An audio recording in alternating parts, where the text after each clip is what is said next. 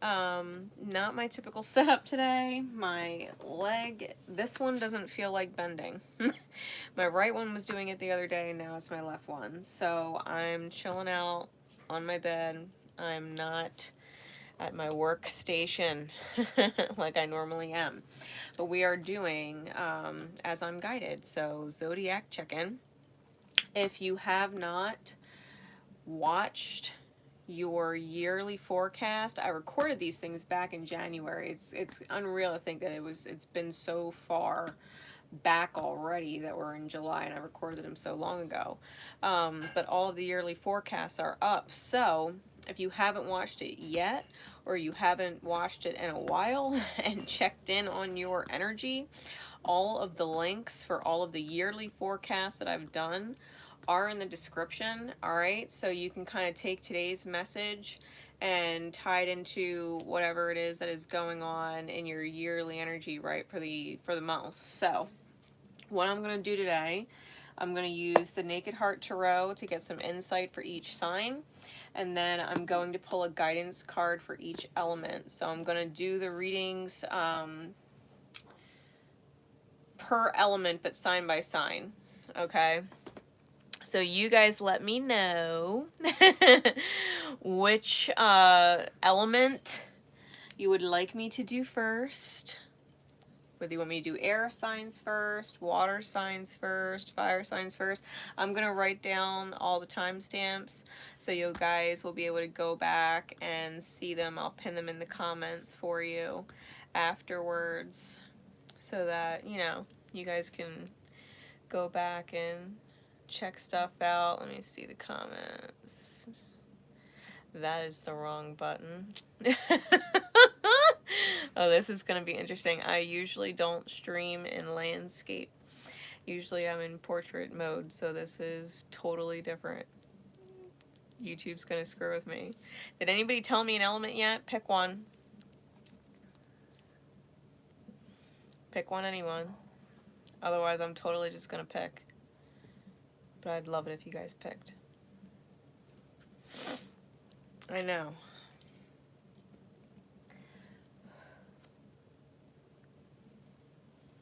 Alright, so we're going to go with... Hello, Feg. Hello. Is Mommy working? Is Mommy working? Alright, so we could do earth and then water. Alright, so we'll do Virgo, Taurus, and Capricorn. And then we'll do Scorpio, Cancer, and Pisces. And I think we'll do fire signs next. So we'll do Leo, Aries, and Sag. And then we'll do our air signs. So we'll do Libra, Gemini, and Aquarius. All right. So that will be the order. I am doing well. My legs have been bitches. Like royal fucking bitches. The last week, but I'm working with it. I'm working with it. So what I'm going to do is I'm going to do each sign individually with the tarot, and then after I'm done the signs of that element, I'm going to pull a guidance card for that particular element. Okay? With the Sacred Rebel Oracle. So we're going to start with Virgo. I don't even remember the last time I started with Virgo, so shout out to you, Virgo. For real, for real. All right. All right.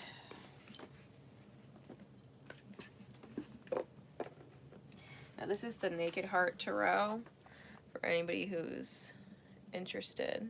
Thank you. Love received. Love giving back in kind. All right, so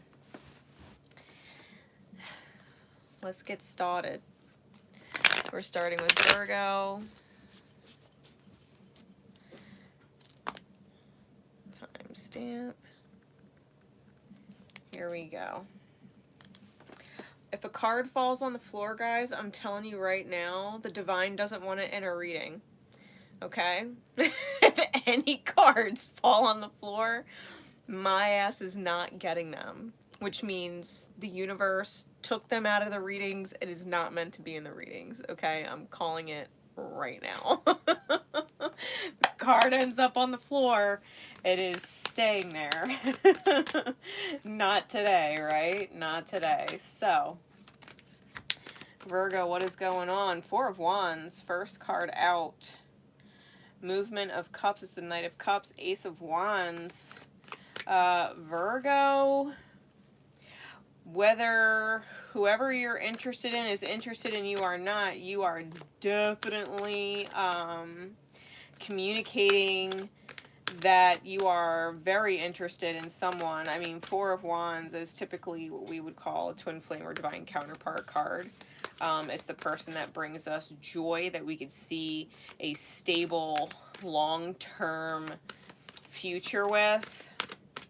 Movement of Cups is an expression of love, and or gratitude, and or compassion, and or honest emotional truth, right? Things like that. And Ace of Wands could definitely be like a I totally want some sexy time card. So Virgo energy might seriously be in the mood and or just really inspired to start love, right? To start love up again. They want victory, okay? Six of Wands, they want victory. I think they are aware that there's going to be some burden with that, but they're of the mindset that they're willing to self-master, even if that means a hardcore transformation. So we got a lot of wands here. Ultimately, they want the nurturance. They want the Queen of Cups energy. Okay? And or they want to be in that Queen of Cups energy again, right? They want to be nurturing. However, unless there's a willingness to see where the family dynamic was falling apart, the unit where it wasn't healthy, I don't know if it's actually going to work out. Okay, so they're in an energy space. Okay, Virgo is in an energy space. But the only way that an actual miracle is going to take place, and this is actually going to follow through, is if they can see where the family dynamic was struggling. Okay. I'm feeling like there's poison in the roots. Because if you think about it, when you bury coins, like pennies and shit, near the roots of a tree, the copper and stuff in the coins will kill the tree. There's a coin buried in the roots. Okay? And as I was thinking that, the Ten of Swords came out to clarify it for me. Okay? So if the poison in the family dynamic is concerning potentially finances and earning or earning ability, that has to be reevaluated. Okay? That has to be reevaluated. There can't be, like, if you're going to have a serious partnership, like a committed long-term partnership, you love your partner for who they are, not what they make, okay? Like, you love your partner for the character that they hold and what they bring in terms of nurturance, if that's what's being missed. What they bring as far as inspiration, because that's what's being missed. If you start to focus on finances or money or other things that poison the relationship, you will absolutely kill it. Okay? It is self-sabotaging. Give me some more insight into that Ten of Swords. Plus, you might also have thieving energy in the family. Okay, energetic thieves. People whose perspective and or mentality betray the health of the dynamic that you would, in your best visions, want to create. Toxic family.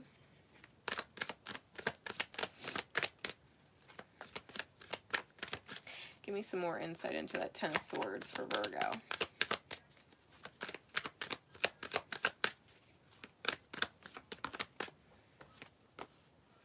And not listening to spirit. Not listening to spirit and potentially even getting caught up in Cupid's arrow. Okay? Especially if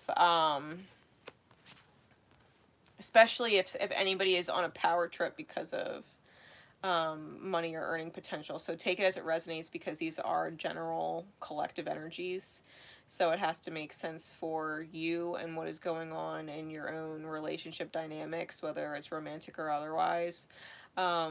Definitely someone has a hard time listening to their intuition. Okay, they might be way too much in their head, overthinking way too much, and then taking advice from toxic family that, hey, how you doing?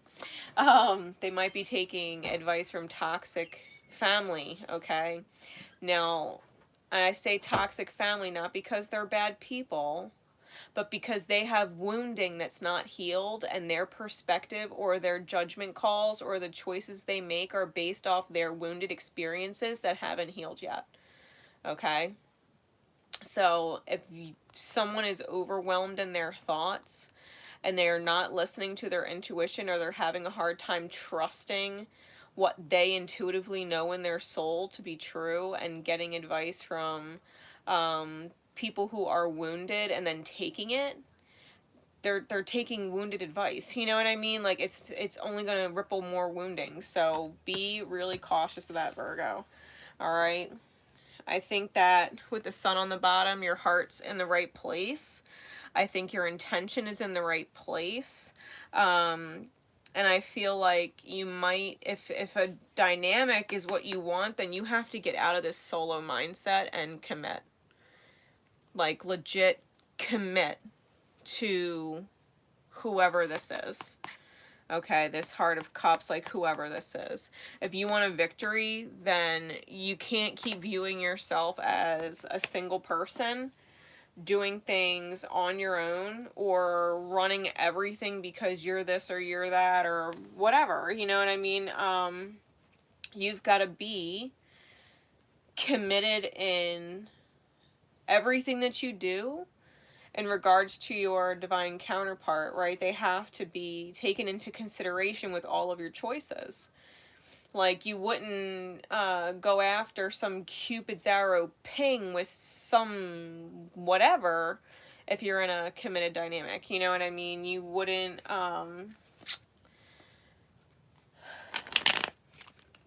act like all the finances need to be shared, or need to be equal, or need to be whatever,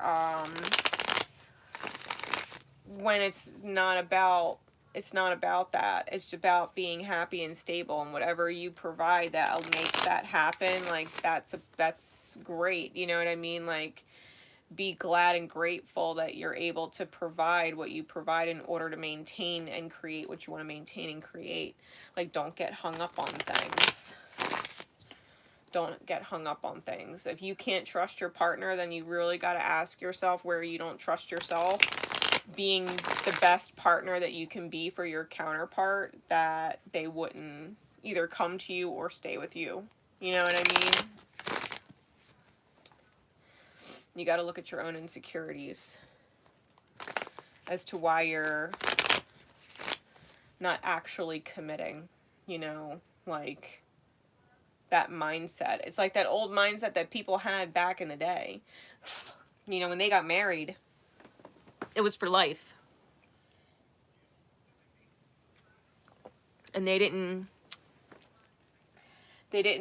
look at other people, you know what I mean? Like, they saved themselves from, like, it was a commitment. It wasn't because the love died, or because things were challenging. It was like your heart and soul was tied to them. So that's for Virgo. And that could be taken in a non-romantic way too. Like if you're committed to family and that's your thing, or you're committed to your friends, like don't half-ass friendships. Don't half-ass family if that's what's important. Don't half-ass your partnerships if that's what's required to have the best, healthiest dynamics in every other area of your life. Like, don't half-ass shit. Go all or go home. Go all or go home, okay? So Taurus... 15, 47. Okay. So what is going on with Taurus? Taurean energies. What is going on with Taurus and Taurean energies?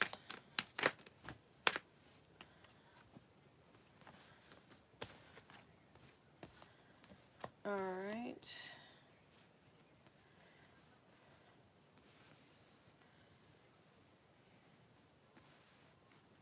Give me one more.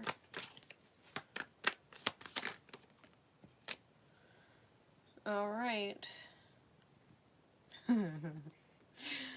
Alright, so Taurus might be scared to death. Taurus and Taurian energies, okay, might be scared to death to offer what is essentially the cup of love, and communicating and reaching out. I think that the victory is what's in the soul. I think it is the soul that is receptive and wanting to manifest, okay? I think the shadows, the demons that they're fighting internally, have them in a kind of rock and hard place, mental lock, where they're not making a choice that needs to be made, but the actual choice, the victory they want, is to offer the Ace of Cups.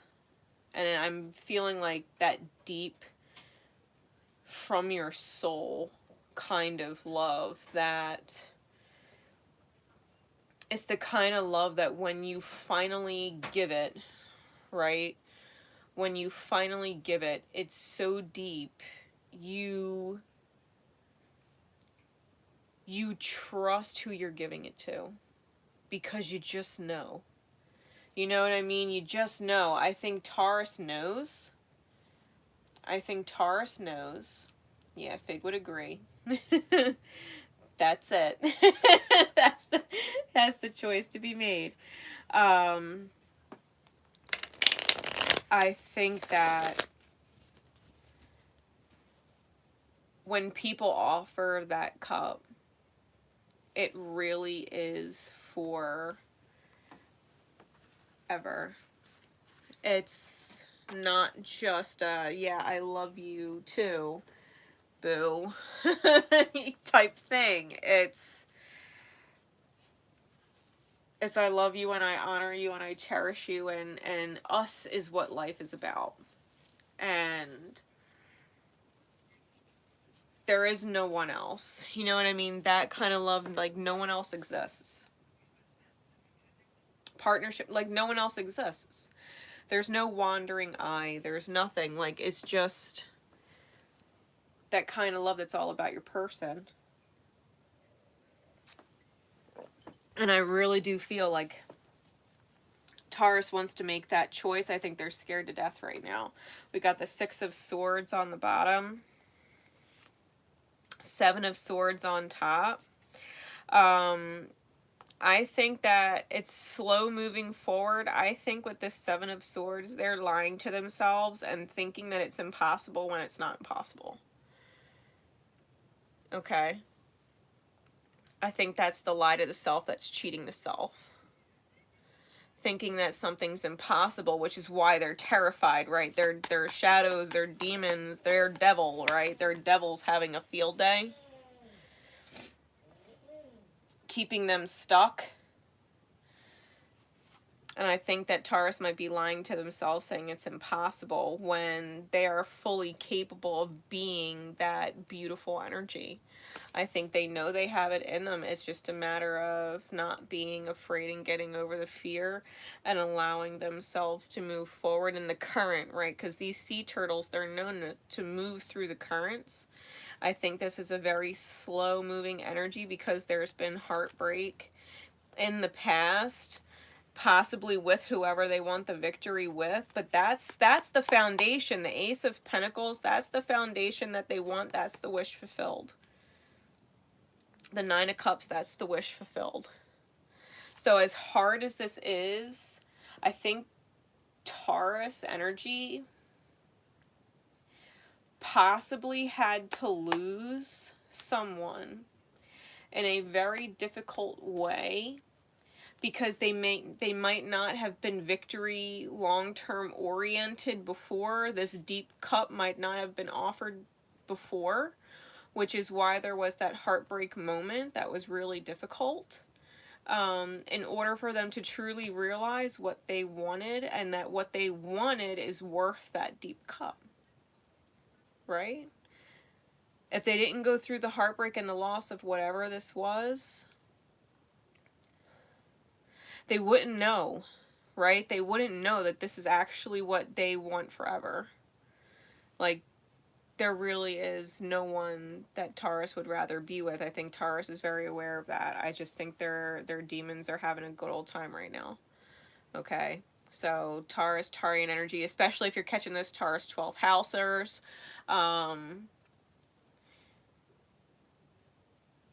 Don't be afraid. Fear is not your friend. It will leave you heartbroken for the rest of your life. Okay, like, go get it. Go get it, alright? Go get it. Or rather, go give it. Go give it. Alright, that was for Taurus. Moving forward to Capricorn. Alright. What's going on with Capricorn's energy? What is going on? Spirit, please. Come on, cards. What is going on with Capricorn's energy?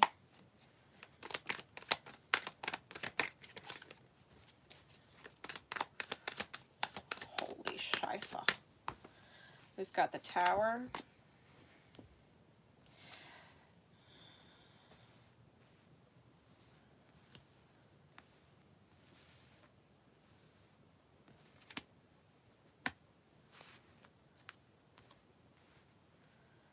Okay.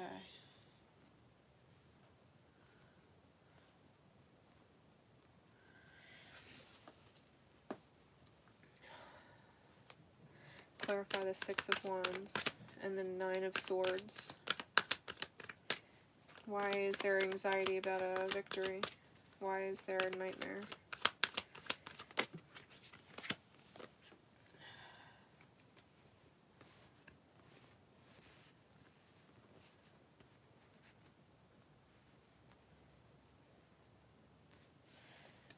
Alright, clarify Temperance.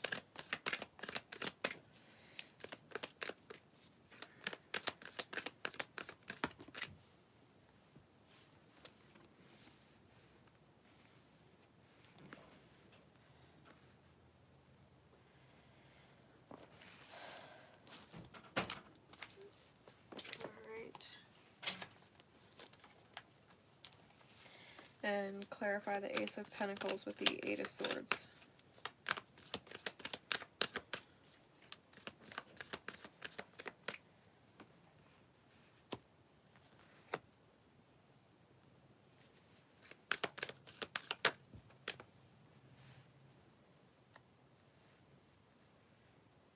Alright. Innocence of Cups on the bottom. Six of Cups on top. Alright, so we're talking about some sacred soulmate unicorn shit. Okay? and a need for communicating, big time communicating, in order to change fate out of self-betrayal and into balance. Okay, it's requiring facing childhood traumas and childhood wounding. All right.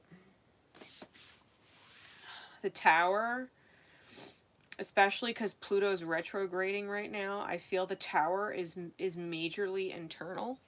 Okay, I feel like it's majorly internal.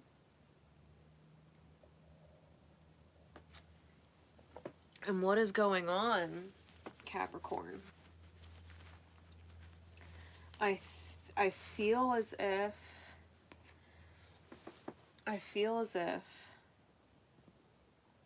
you are aware or sense what is a victory. Okay, I think you have the endurance to make it through the nightmare. I'm getting flashed like an image of like a horse racing through a dark, stormy fog. You know what I mean? And all there is this swirling black fog around them, and yet they're racing through the fog. You know what I mean? And they don't know if there's when the fog will end, if the fog will end. It's just like they're riding through it. That's what I'm being shown.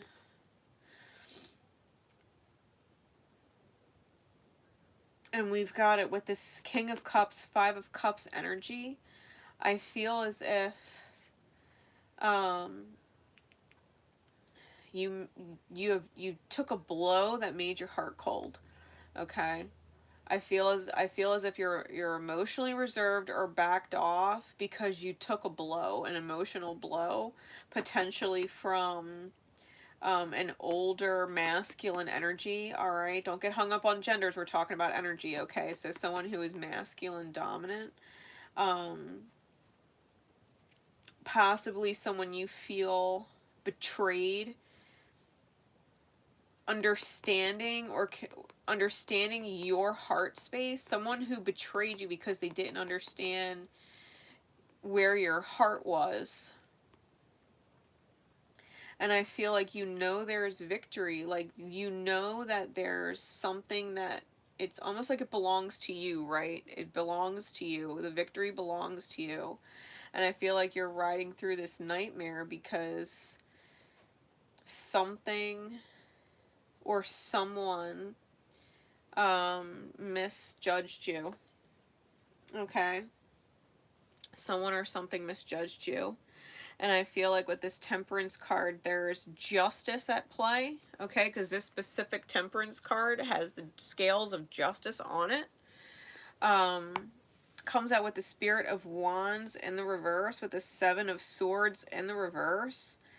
I feel as though whoever it was that betrayed your heart's intention, who didn't understand your heart's intention, and kind of made it appear as if your victory was stolen from you. I feel like there's justice coming in for that. There's balance coming in for that. I think that because the King of Wands in reverse can sometimes be a very non-committal asshole. Like, to be real frank, I love you, see you later. The King of Wands in reverse can be very arrogant. They can be very narcissistic, not to like overuse or overplay that word, but it's a reality. Like, they think that their perspective is the only perspective, the best perspective, the right perspective, and nobody could dare argue with them. Possibly someone who has a temper, okay? I think the truth is coming out about that and or them. I think that their character is speaking for itself.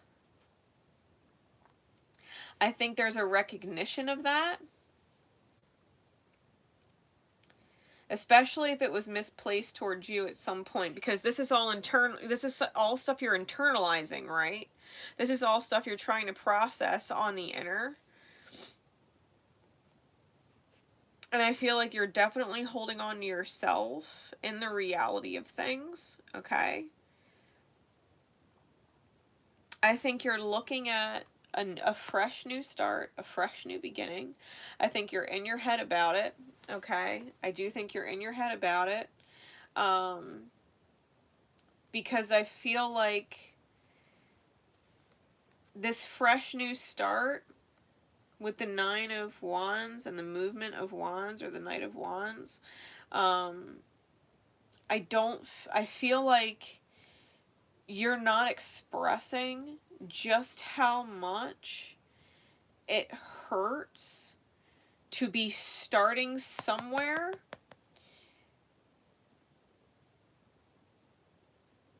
where your victory isn't there.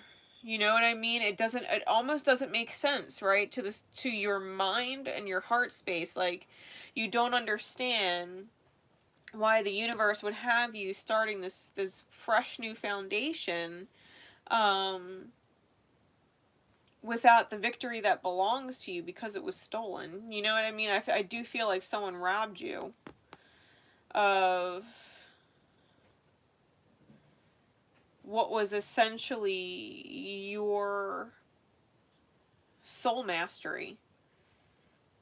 Like, you might have seriously mastered a part of soul within yourself. You know, like, you mastered a part of your own soul. I don't feel, Capricorn, that your desires, the choices that you would make as an individual, were out of line, uncalled for, or inappropriate in any way. And I think that you know that. I feel like you know that. And this is all concerning a sacred soulmate. This is your one-of-a-kind unicorn, okay? This is someone who is special to you in a way that no one else is special to you like that. No one else is special to you like that. And I think that someone interfered. Someone interfered. Possibly someone who has a temper and has misconstrued emotional perspectives. I think it puts you in a state of anxiety to deal with this person. Okay?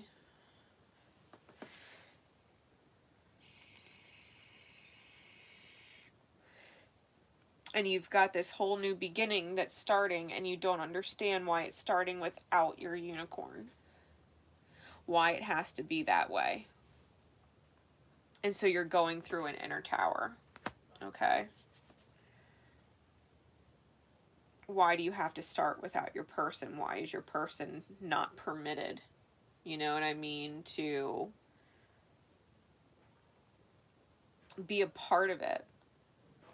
I think you want your unicorn in your life. You want your unicorn in your life.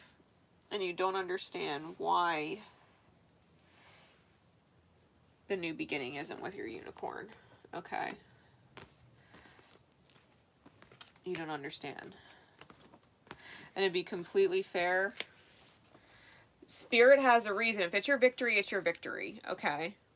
If it's yours, it's yours. If it's meant for you, it's meant for you. Your unicorn is your unicorn. So don't get hung up on the idea that your unicorn is not there. Okay? Your unicorn is very present. It's very there. It's still your unicorn. Okay? It is still your unicorn. Whatever was in the way, like, obstacles, are just challenges to be overridden. That's all. You know? You can rise to any challenge. You can rise to any challenge. Okay. So, earth sign advice and guidance. It's 34. We'll do 35 even. Okay. Earth sign advice and guidance. Here we go. Spirit, please.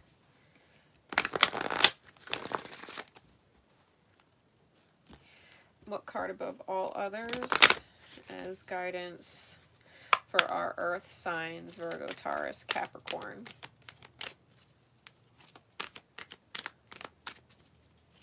I love you, folks. I love you.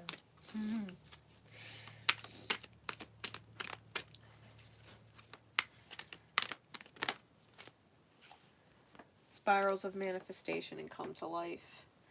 Okay, so cards 18 and 43 break down to a 9 and a 7, which further breaks down to a 7. Okay.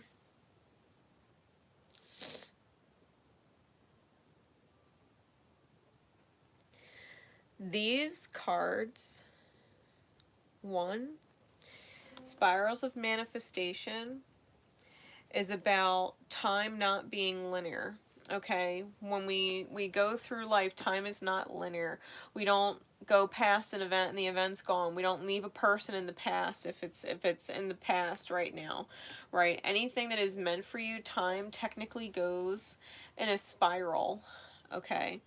And when you're in alignment, you get closer and closer and closer to center, right? And center is that bullseye mark. It's you receiving your highest good outcome, okay? And then you could spiral in the opposite direction, and every time you miss it, it gets a little longer and longer and longer until you get back to that point, right? Because if let's just say someone in your life is the line, you can spiral out. You know what I mean? And anytime you cross that plane, it just gets a little longer, you know, the further out you go. But you're always going to cross paths with that person. Does that make sense? Like, you're not going to never see them again. You will have another opportunity with this person when the time aligns. It depends on where you and they are on the spiral of things and the choices that you're making. Are they in alignment or not? You know, if they're in alignment, it's because you're calling shots from your soul and you're not giving a fuck what anybody else thinks or says. Okay, it has to ring true for you and your soul. That's alignment. Misalignment is not trusting yourself and then basing your choices or decisions off of other people. You never base your outer experience and what you're creating on your outer experience. You create from within. Okay? You create from within, because if you're creating from without, from the outer experience, your outer is a reflection of your inner, and if your inner is not with your unicorn, then you're going to create more without your unicorn. Okay, because you're basing your manifestation, your creation, off the outer experience, which is a reflection of your inner, and your inner is not with your person. Okay, so you have to be in alignment with yourself. This is for all earth signs. Okay, come to life is about you painting your own picture and your own story. You write your story. You're the creator. You are the creator. No one else.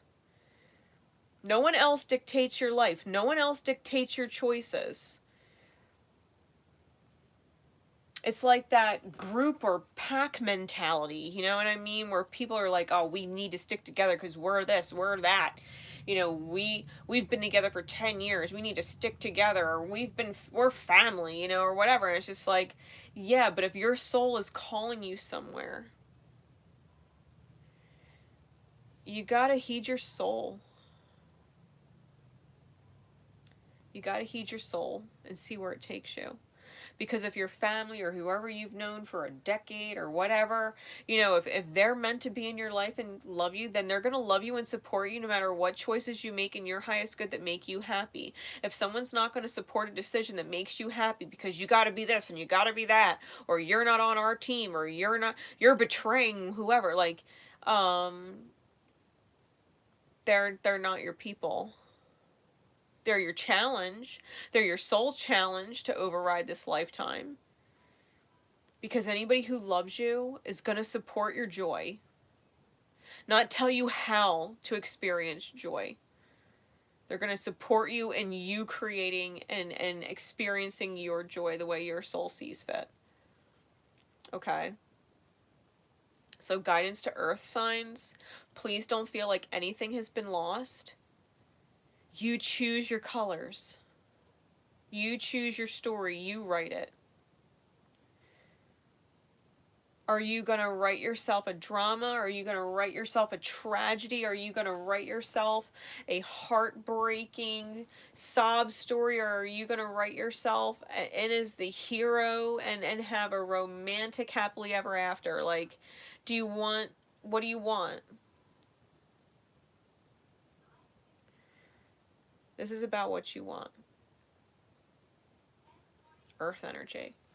Okay? You write your story. Nothing's lost. If you need to switch, change, morph, rewrite, redraw, repaint, like, yourself until you get it just right, like, pick the colors that best suit you. If you change your mind about a color, then pick a different color. You can be whoever you want. Fig agrees. Fig agrees. You can be whoever you want. You don't have to be what anybody tells you need to be accepted. You just need to accept yourself. You don't need anybody else's approval. Anybody who's going to get pissed at you because you didn't, listen to them, or blah, blah, blah, because you chased your joy and they're whatever, like, bye. Bye.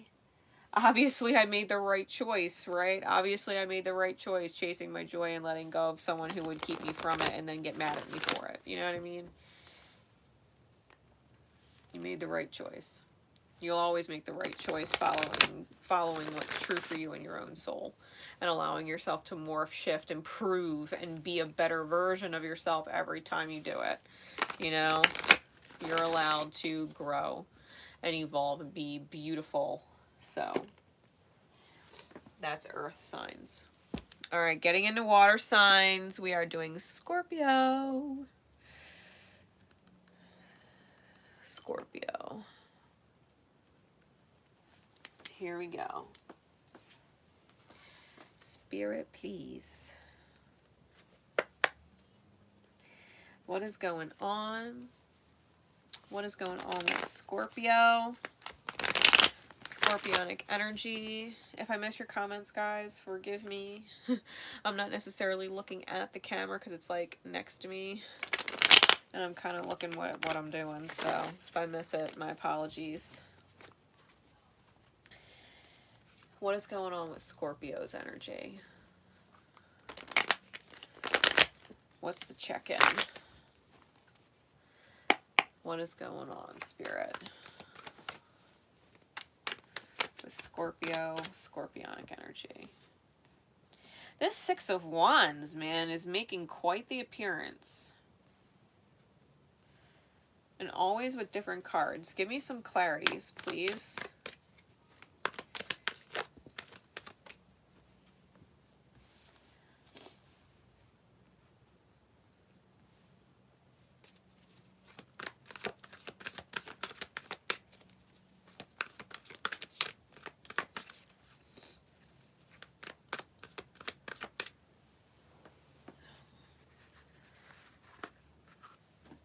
Alright. Sorry guys, give me 1 second. There we go.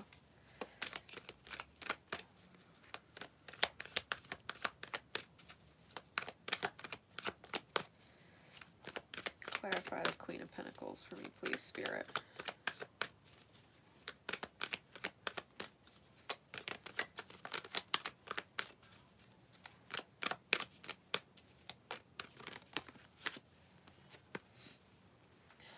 The Fool.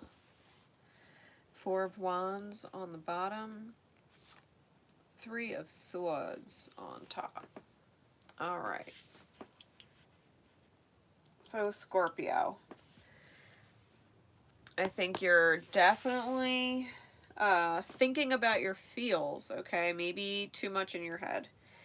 I think maybe you're too much in your head about the things that hurt you lately, okay? Like, first things first, shift. They did this to me. Thoughts in your head to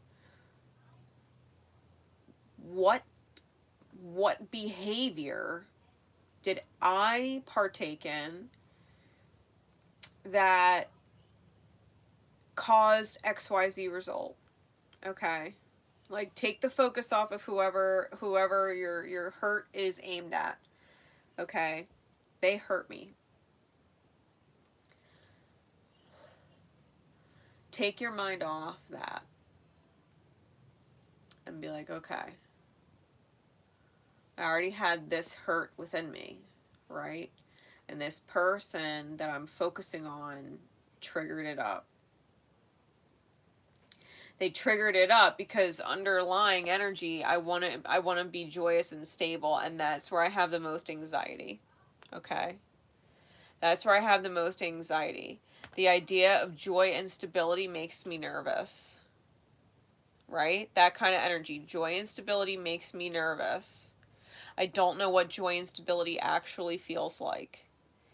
Especially in relationship dynamics, romantic or otherwise, okay? When things look stable and things look happy, you don't know how to handle it. You don't know how to handle it. And then your ripple goes out, right? Twice over, your ripple goes out, and you're inspired, right? You're inspired with this dark sun energy. Well, aiming for this 10 of Cups, Wheel of Fortune, you know, commitment. But you end up walking away because of this innocence of swords can be petty thinking. Okay? It can be petty thinking. It can be sharp, quick communication that could potentially have someone like, well, what does that mean?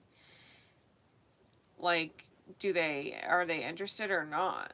You know what I mean? Like, it's that self-sabotaging communication, okay? And I don't think you intentionally do it. I think there's that underlying shadow, that black sun shadow.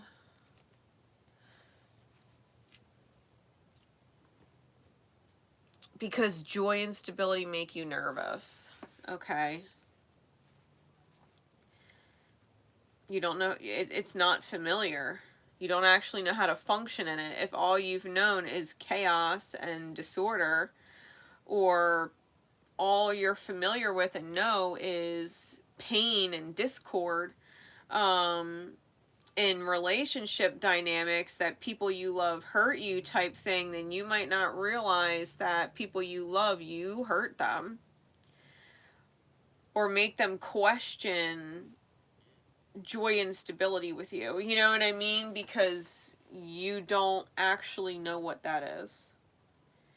You don't actually know what that is. Okay, it's not your fault. But it's almost like your brain and your heart goes into not able to compute mode. You know what I mean? You're not able to compute. You don't know what actions people who are joyous and stable take. You don't know how to be that. You've never witnessed it. You know what I mean? You've never experienced it yourself. How does a person with happy, joyous, healthy relationships behave, act, talk to each other? Like,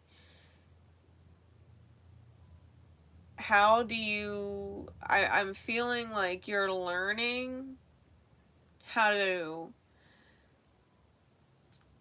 be honest, but nurture the inner child heart space of other people. Okay, seeing things from a different perspective. I think you're learning or starting to realize or acknowledge how your defense system, like you standing up for yourself and your strength, how you perceive yourself as strong, is to say whatever it is that you feel needs to be said.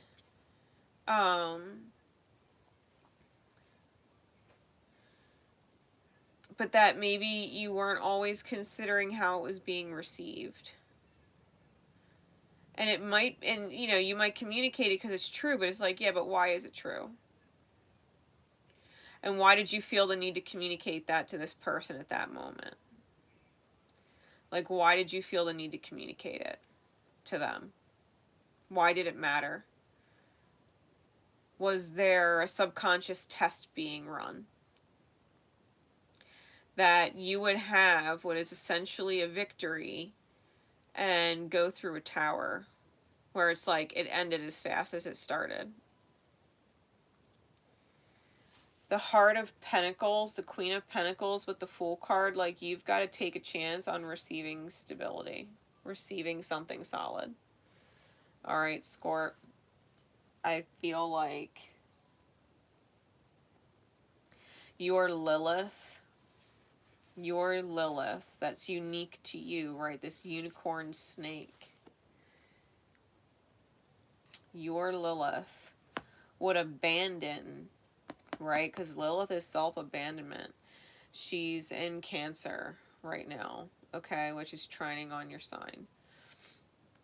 I feel like your Lilith energy would have you abandon receiving stable abundance of joy in your life, okay? That there's a lack of consideration for how others receive your behavior when they matter to you in soul. Like, if someone doesn't matter, they really don't matter to you in soul, then don't give a fuck, you know? Like, be yourself. Unfiltered, whatever. Don't think twice about it. But if you have someone who your soul is intrinsically committed to loving, okay? Understand they have wounds just like you do, okay? They have wounds just like you do. So when you communicate with them, you have to be truthful, but in consideration, true to you, but in consideration of their inner child's feelings. It matters. Their inner child, where they were wounded. Why would you want to trigger their wounds? Why would you want to make them upset?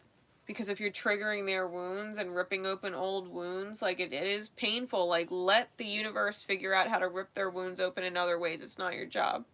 You're committed to loving them unconditionally, right? And creating joy and stability with them. If their wounds are meant to get ripped open, it's not your job. You're meant to be there to help them heal it, but not to be the one to rip them open. Okay? You might be the person that rips wounds open for other people, the other people in your life that don't really matter.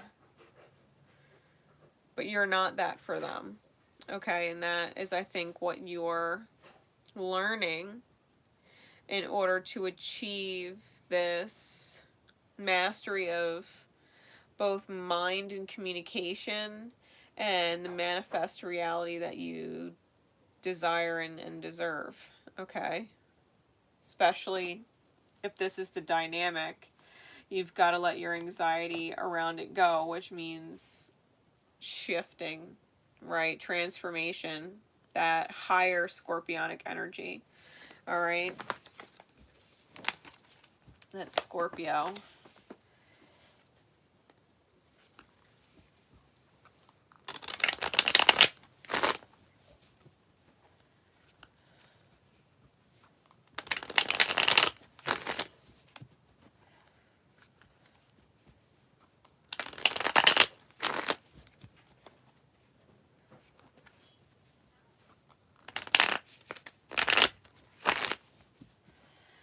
Moving forward to Cancer. 5424.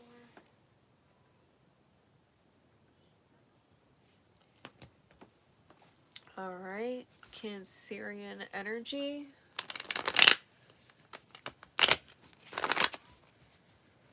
What is going on, Spirit, please? With Cancerian energy. What is going on?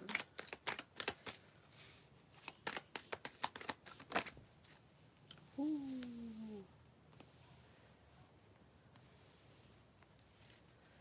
clarities, please.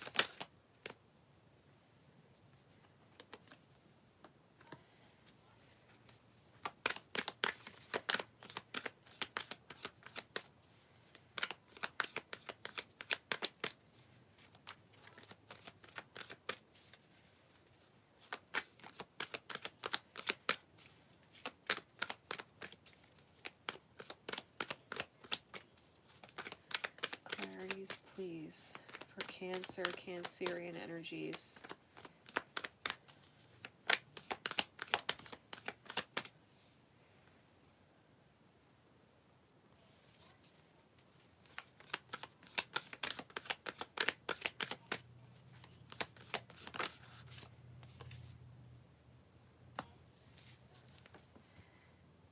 Emperor on the bottom.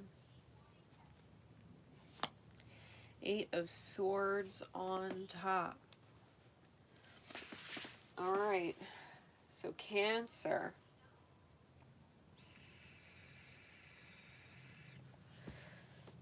We got the 10 of Cups in the reverse with the 4 of Swords. We've got the 7 of Wands in reverse with the 8 of Pentacles in reverse. And we've got the 9 of Wands in reverse with the 8 of Cups. We've got 3 8s, okay? 3 8s, 2 4s. Now,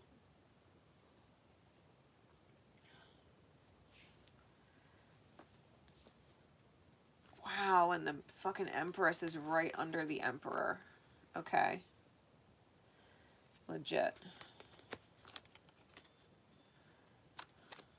Okay.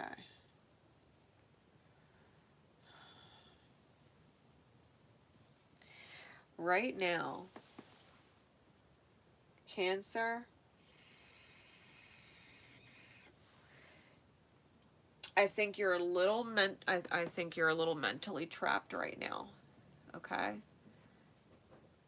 Your thoughts might literally be a spinning round and round trap right now. All right? I think that something that once brought you joy or once brought you fulfillment is being let go of because there's a rest and reset that needs to take place. Okay? Something that was once emotionally fulfilling is not fulfilling anymore.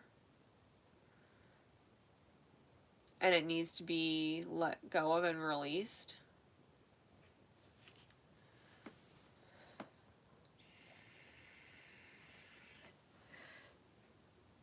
I feel as if this stuck energy, because underneath the Emperor and the Empress is the fucking 2 of Swords. Okay? And there's a communication that just needs to fucking happen. There's 2 communication cards in a row. You've got to let something go. You've got to let something go in order to get the victory. Okay? You've got to let whatever is trapping you in your head go in order to receive the victory. So I feel like you're not making effort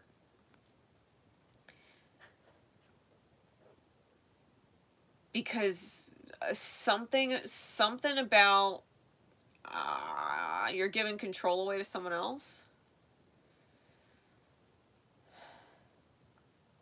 You want someone else is choosing, or you're waiting on someone else to do it.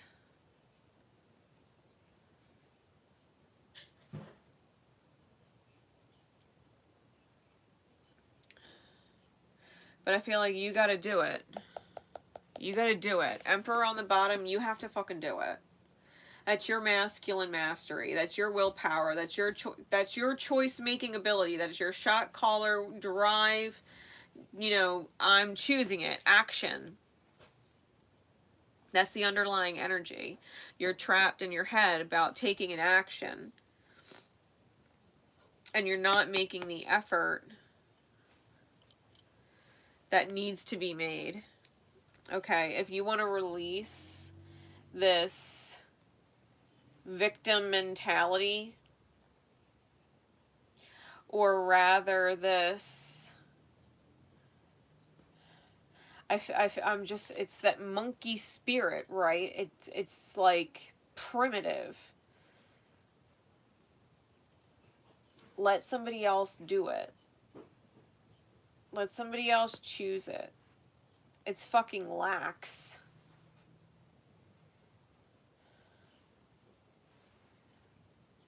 Like, where's your fucking balls, Cancer? I'm gonna be straight with you. Like, you came to my channel. Where's your balls? Like, fucking call the shot. Call the shot. If you've got to walk away from something that's emotionally unfulfilling because this 10 of Cups spilled out and you've got 8 left, it's not fulfilling anymore. Whatever this is. I don't feel like it's romantic because there's nothing here that would say romantic. But it's something that used to bring you fulfillment, used to bring you joy, and now it's just a fucking hassle. It's a mental stress hassle. It's like an obligation. What do you feel obligated to? That's not your problem. It's not your fulfillment. You don't actually have an emotional tie to it. Like, you might feel obligated to have an emotional tie to it. You might feel obligated to have an emotional tie to it. If there's been investment there, or there was fulfillment, equal exchange of energy at some point, but it's not there anymore. You need to call the shot. Like, divine time is just another way of saying alignment. Like, just get your ass in alignment. Find your fucking balls and just do it. Just do it. You're not interested in dealing with whatever this is anymore. It's fine. It's not your problem to deal with it anymore.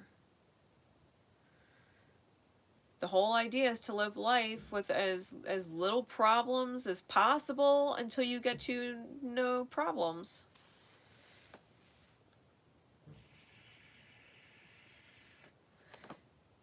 If other people are involved, let them fucking figure it out. Let them figure it out. Let their problems be their problems. Like, if something is not fulfilling for you, just simply choose to move on from it. Get out of your monkey mind. Stop feeling like, you're a bad person, or you're letting someone down, or, you're not living up to an expectation. Like, fuck that. Who gives a fuck? Who gives a fuck what anybody else thinks? You don't owe anybody shit. I don't care who they are. You don't owe anyone shit. If someone's going to make you feel like you owe them, they're a fucking energetic piece of shit. Like, that's a vampire right there. You owe me. I did this for you. I did that. Like, you owe me. You're obligated to me. Like, anybody in alignment, you will never owe them.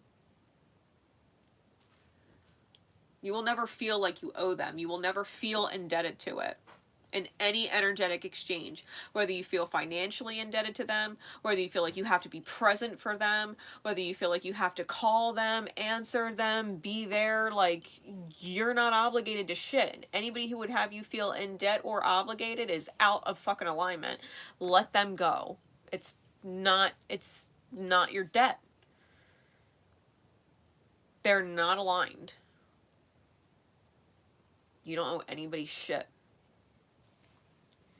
You don't owe anybody anything. You need to call shots in your highest good. Period. I don't give a fuck who they are. I don't care what their label is. I don't care how long they've been in your life. I don't care if you've known them your entire fucking life. It don't matter. They're just a meat suit with a soul that is here as a lesson for you in some which way, shape, or form. And this lesson is requiring you to let it go, whatever it is. Person, place, situation, job. I don't care how it resonates for you, right? General message. Find your fucking balls, Cancer, to let it go. Let it go. Don't look back either. Let them fucking handle their shit. Let whatever it is work itself out. It is not in alignment. It is not in alignment with you anymore. If it was in alignment with you for a time, great. It's not in alignment with you anymore. You don't need to feel guilty about that. You're moving forward with your soul's life lessons. You're moving forward with your growth. You're moving forward with your priorities. Whatever or whoever this is not your fucking priority anymore. It's just not. Move forward to other things. Better things.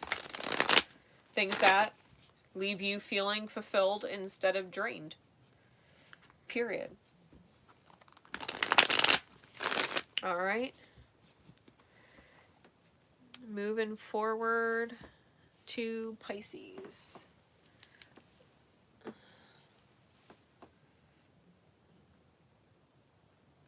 All right. Pisces. Piscean energy. Spirit, please. What is going on with Pisces and Piscean energy? What is going on with Pisces and Piscean energies?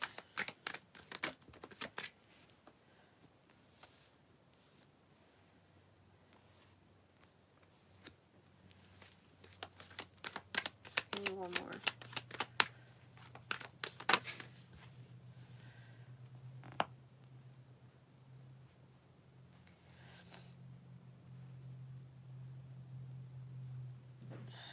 Why is there more?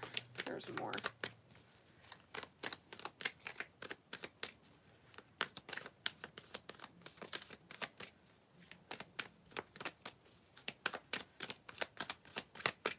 What else needs to come out?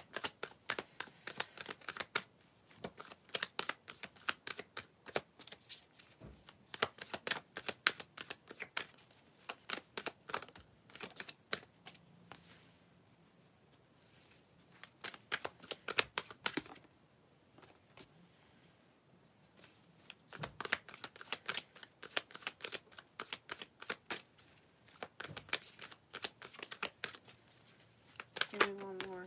Alright. Alright. Ace of Cups on bottom. Wheel of Fortune on top.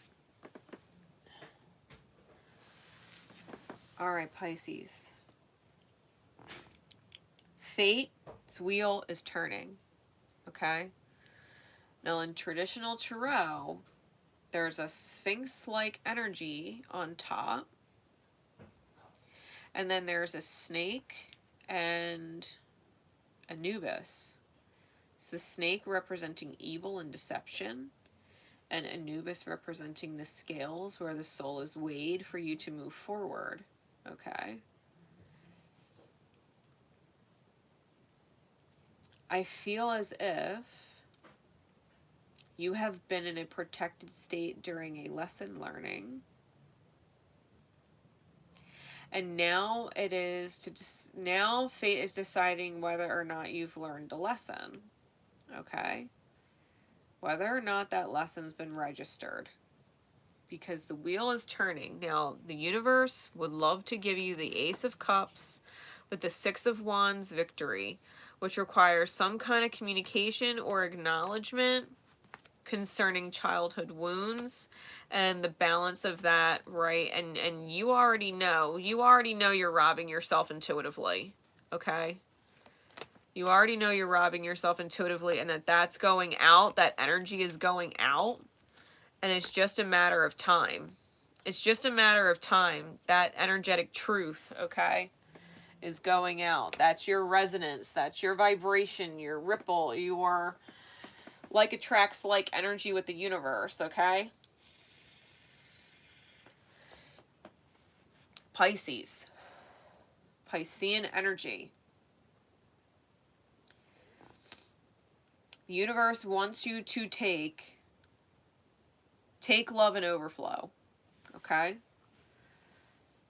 That's what it's asking you to do. Take the love, take the lessons as love, and overflow. Because I feel like that time has come, okay, where you have to make a serious choice in the mirror. You have to make a serious choice in the mirror to emotionally mature and get what is essentially out of your mental prisons, okay? Where your emotions are broken from a place in your youth, right? We were talking about the childhood wounds, abandonment wounds, where people emotionally abandoned you and didn't care how you felt. We're getting out of these wounds.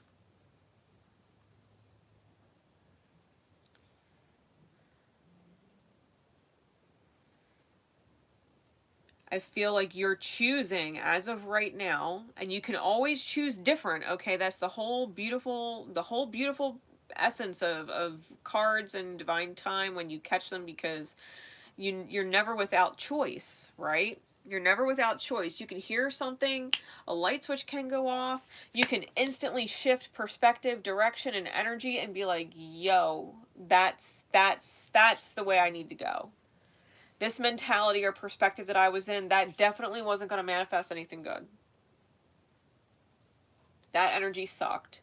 If I continued in that thought pattern, if I continued in that emotional withheld feeling internally, right? If I were holding onto all this energy and letting that energy ripple out into the universe, I'm only going to create bullshit. So you can hear a message and a light switch can go off and you can change your energy and you can change your outcome, okay? As of right now, Pisces, you are choosing, because the Lovers was originally the choice card. There's a choice in the mirror not to transform. Death card in reverse. Your Scorpionic energy in reverse. What house does Scorpio rule for you, right? There's something going on that you're resisting. You're resisting transforming something in your life. And that resistance is coming out selfish. I'm hearing selfish and unnecessarily mean. I think it's unnecessarily mean. That King of Wands in reverse. I think you're resisting change and being unnecessarily mean. And it's selfish. It's selfish. It's wounding related and it's selfish. And I think that's what you're choosing right now. And it's because you're emotionally locked down due to some kind of abandonment wound, okay? An emotional abandonment. If it's not physical abandonment, it's an emotional abandonment. Someone who was supposed to care about you didn't care about you the way they should have cared about you. Someone didn't take your emotions and your feelings into consideration when they were choosing things. They didn't understand at the time that you were growing up how their choices to negate your feelings was going to affect you as an adult. Okay?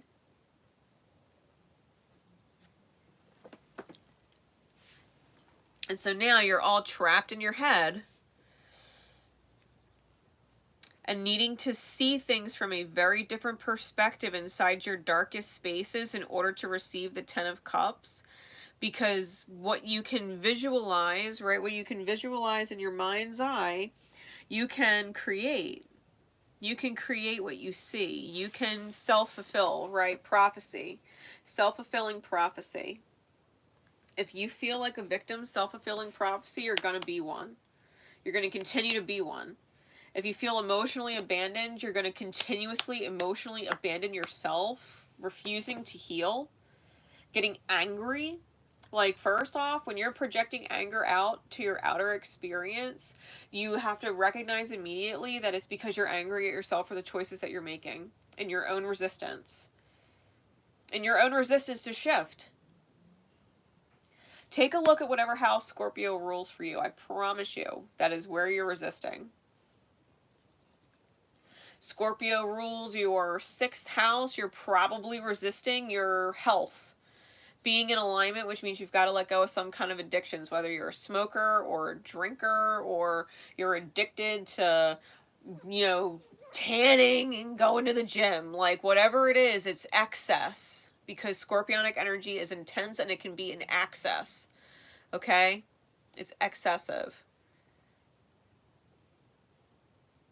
There's a resistance there. If Scorpio rules your 1st house, you're having a serious resistance to change and transformation within the self. You don't want to change, right? Fixed energy, scorpionic energy, you don't want to change that. And you get angry. You get angry at people who try and insist on your transformation, okay? In whatever way, shape, or form they do it. So if you feel like a victim, I would strongly suggest taking a look at your scorpionic house and understand that the choice is being made from your Geminian house. Okay? Wherever your Gemini rules. That's where the choice is being made. That's where it's coming from. You have to be able to face the reality, the absolute reality of whatever house Gemini rules in regards to how your scorpionic energy needs to shift and change. They quincunx, okay? Gemini and Scorpio in general, they quincunx each other on the wheel, which means they could be wild card keys out of karma, and they could be wild card pitfalls, okay? They're extreme by chance type energies. So you can either choose to what essentially can unlock your highest good path with this type of awareness, or you can fucking fall on your face and break your spiritual legs, so to speak, and then have to run a mile. Self-fulfilling prophecy. All right? This is what needs to be recognized. You have to understand cross challenges, right? You have to understand how your own trapped perspective leads you to those abandonment issues that you get so pissed about. Your trapped perspective leads to the abandonment issues that you get pissed about.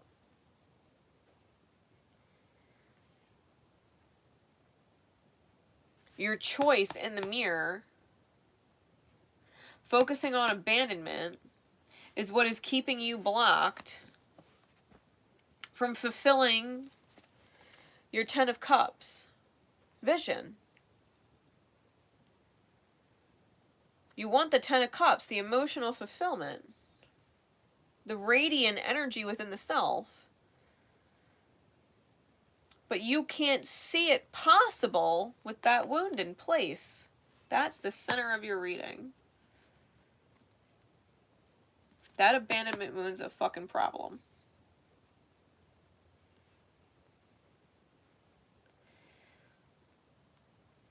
You need to go back into your childhood and forgive whoever did not consider the ramifications of their choices and actions, not considering how you felt. You need to forgive them because they put this in your head, in your psyche, in your soul, this cracked damage that's keeping you from being a diamond. It's fucking busted. That diamond is cracked in half, busted. You're a fucking diamond and someone cracked you. Like, you gotta put yourself back together so you can be whole again. You're a diamond. You're a diamond that forgot that you're a diamond. Someone threw you back in a field of crystal and said, you're just like everybody else. You're gonna end up just like me, right? Maybe you did end up just like your fucking parents, whether you realized it or not.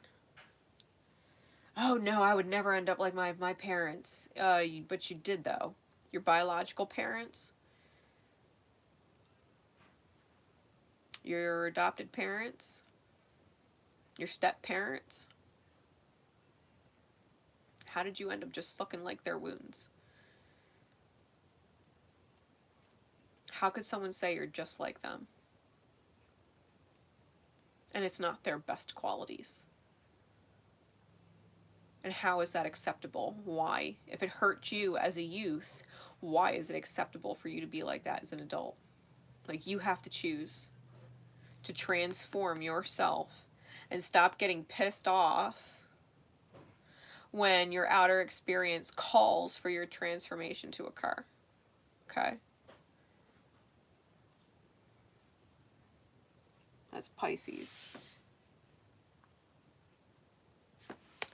Rise to the transformation. Choose your best possible outcome, because nothing else is worth it. Nothing else is worth it. Get out of your shadows. Get out of your shadows. You don't want them reflecting in your outer experience. You don't need them manifesting anymore. All right. We're going to pull a guidance card. We're going to pull a guidance card for water signs. And we're going to do it at the 81:27. Alright.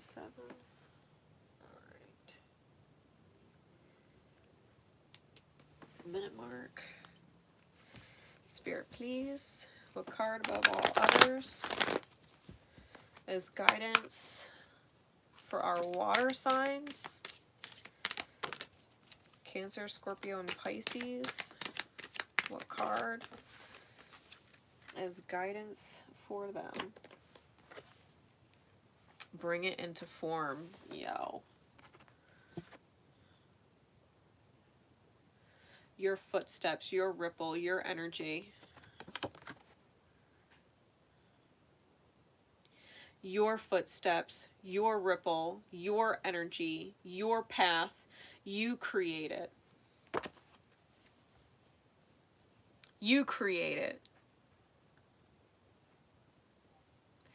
This is about your energetic structure. You can see the skeletal structure in the card beyond the skin. This is about your energetic structure. Card number 41. This is about calling in what is essentially your angelic self, your stable self that serves your stability. Calling in that archetypal energy into form, that you would take that energy, the 4, and initiate it with the 1 into change and momentum, the 5 that it breaks down to. 41 breaks down to 5. This is about you calling on all of your own elements. It's you calling on your spirit, your fire. It's you calling on your love, your water. It's you calling on your ability to reason and understand with your air. It's your ability to manifest and bring it into form in your reality, right, as a creator with your earth energy. This is a call for you to master your life. Water signs. Your path, your energy, your ripple. Bring your fucking best shit forward. Let the fucking world watch. Watch what happens when these water signs bring their highest self into form. Watch that ripple. Let all the fucking people that aren't ready to heal, let them all fucking be terrified of themselves. And completely inspired by you.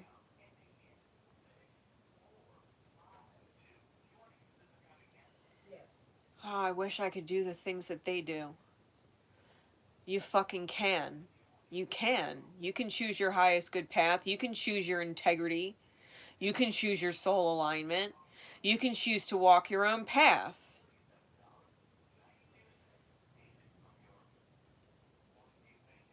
Middle fingers in the air to your shadows. Middle fingers in the air to your childhood wounds. Leave all that shit behind. Like, old fucking version of self. Like, you done upgraded and transformed. You know what I mean? Fuck paths already paved. Most of them are bullshit. Most of the paths out there, they're all fucking bullshit. The happiest fucking souls create their own. They walk their own fucking path. They figure it out and choose it for themselves. That's what this advice is. Just listen to your own fucking self. It's your energetic integrity. Okay? That was for water signs. Alright, switch in elements. We're getting into fire. We're starting with Leo. Leo. I love you guys. Leo, we are doing 86. That's 86 minutes. We were at 16 seconds a second ago. So 86:16. Alright. So here we go. Leo. Leo and Leo energies. What is going on? Spirit, please. With Leo and Leo's energy. What is going on with our Leos?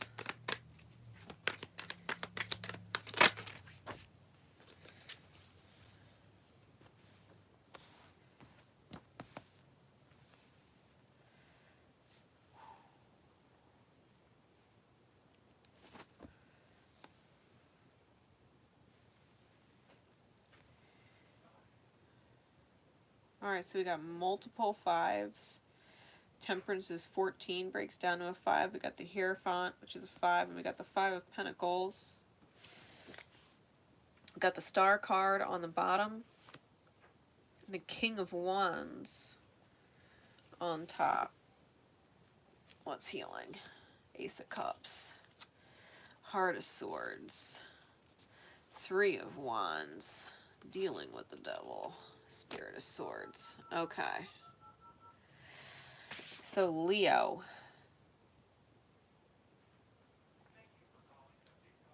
King of Wands on top. I think you know what you want to do. Okay. I think you know what you want to do. The underlying issue that's healing, especially surrounding love, right? Surrounding love. If, you know, with Taurean energy out, your Taurean energy might be significant, and or your Venus placement, okay? Especially if you have a Leo Venus, all right? And if you have Cancerian or Sagittarian energy, that's important in your chart, all right? Aquarian energy, that's important in your chart. If your Uranus placement is significant. So you've got this truth, right? You've got this heart truth with the Queen of Swords. Underneath that Ace of Cups, you've got that heart truth, all right, that wants to set you on a journey into the dawn. The devil is there keeping you from seeing a higher perspective. You're blocking it out with your own internal conflict, okay? Your heart has a truth. You know what you want. Seconding, you know what you want. Ace of Wands, it's inspiring for you. It makes you want to be better, whatever or whoever it is. It's inspiring. It, like, literally turns you on, right? It turns you on, and yet you're on this break with it. There's, like, this break or rest with it. You might be at a distance. If it's a person, you might be at a distance from them and need to travel to see them. Okay? Yeah.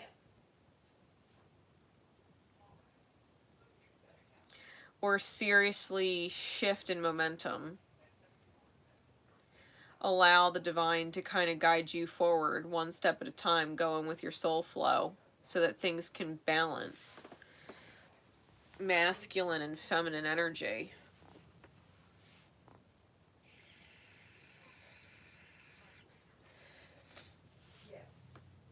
I think you're dealing with Akashic history, wounding from a past life, okay? That carried over into this one, surrounding abandonment and or financial issues, stability issues, or self-worth issues, okay? Especially self-worth issues, because that would manifest as value issues in the outer experience, okay? This is Akashic history, so this is something that the wounding may have partaken at such an age that you were so young, like there was no way you could have possibly avoided the wound, and that's because that's where the lesson was. It carried over from a past life. Like that lifetime ended because whatever was healing was no longer able to heal within that time frame, within that life cycle, within these, you know, cosmic alignments. It was no longer possible. So that life cycle ended and picked up where it left off with the healing for you to continue working on it, right?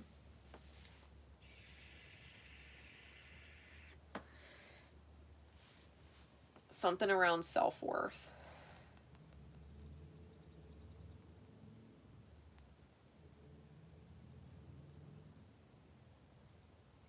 I think a part of you is inspired.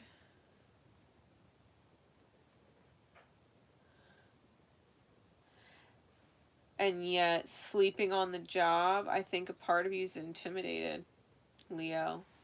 I know that sounds crazy because you're a Leo, okay? But I think there's something that's intimidating you. If it's not a person, then it's a passion. It depends on what house Leo rules for you. Okay? It depends on what house Leo rules for you. You might have issues, self-value issues, maybe because you don't own your own home, right? Because Cancer owns the home.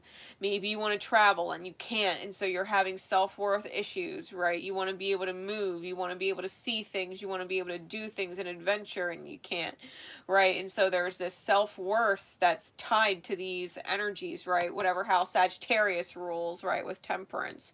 You might have issues bringing those into alignment, right? Sag and Cancerian energy.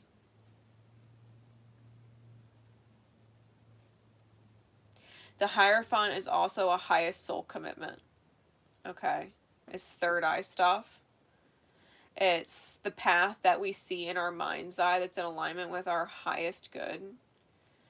And yet have an issue achieving it, right? Because the soul work needs to complete and heal and be learned and done. There's some kind of higher perspective that you're going to need to believe in miracles for. Okay?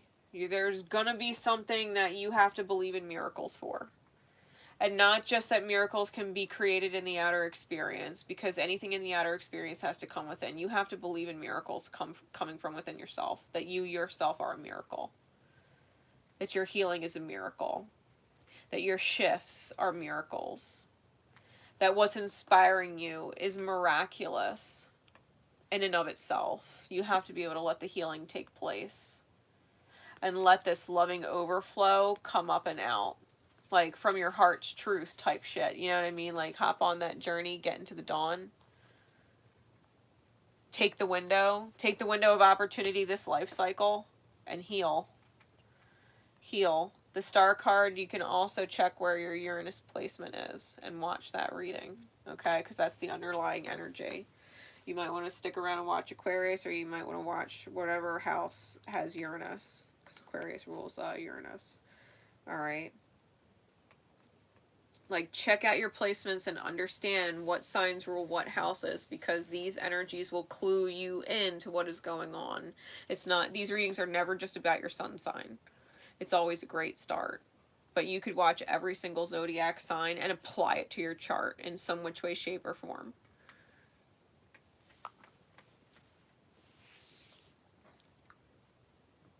You have some serious stuff going on, Leo,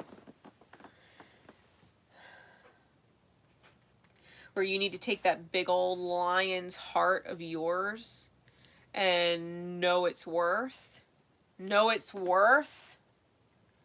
and be able to do it justice. Be able to do it justice in this life.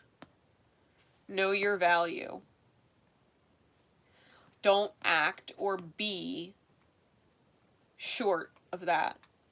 If you know your love is huge, give big fucking love. Don't hold back. Don't hold back. Challenge people to meet you on your level. Don't fall to theirs and be afraid to love big because of wounding. This is where you override. That's where you struggled last life. You didn't understand how valuable your ability to love big and how you love big is. You failed to see your value. You probably diminished yourself and were afraid to be as big in that energy as you were capable of being. Do not feel like you overgive ever. If people can't rise to meet you, that's for them to be triggered by and heal within themselves, because they are fully capable of giving what you're giving. They are fully capable.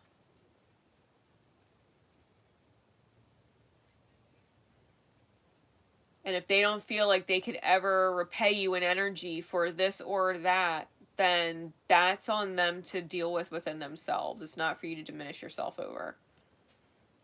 Do not make yourself less. And do it with everybody. Okay? You don't do it with some people and then not with others. If you've got a big fucking heart and you love big a certain way, do it with everybody. Do it with everybody. Don't sleep on the job somewhere. Especially if they inspire you to be better. That's someone who is matching your worth, your true worth, and they're inspiring you to get out of your insecurity about the self and meet them on your true level, because they're there already. That's why they're inspiring you. They're there already. They're on that level. Just take that jump. Take that jump onto their level. Meet them there. Don't doubt your worth, right? Don't doubt your worth at all.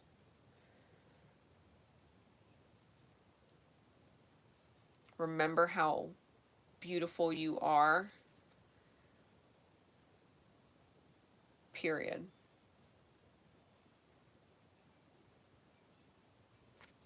Period. That's for Leo. Major healing going on. Major healing going on. This is mastery of the soul type shit, okay? King of Wands, star on the bottom. This is mastery of the soul type shit.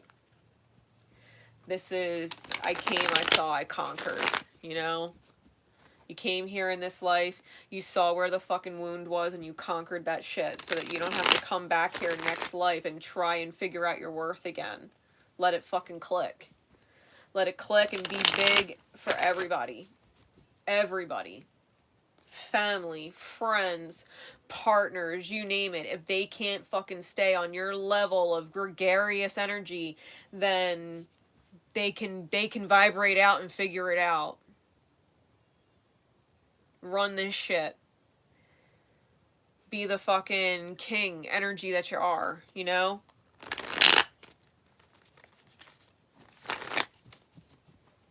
That's Leo.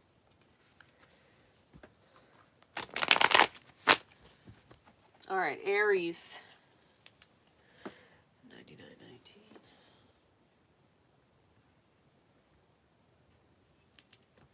Aries, here we go. What is going on?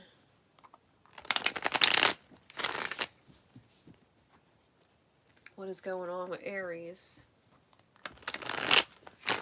Arian energy. What is going on with Aries and Aryan energy in divine time when whoever catches this needs to catch this? What is going on with Aries? Aries and Aryan energy. Right? The house in which Aries rules for you. What is going on? Ace of Cups. What else?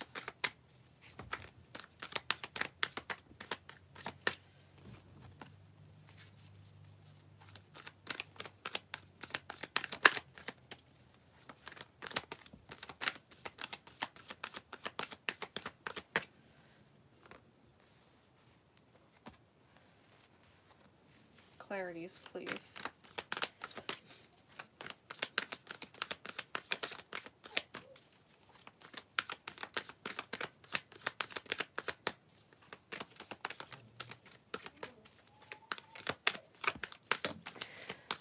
That's the Magician on the floor.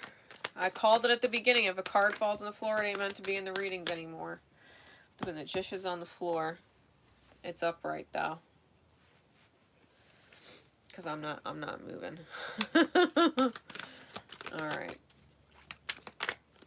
I will read that Magician as a part of the reading for Aries just because it flipped up. Alright.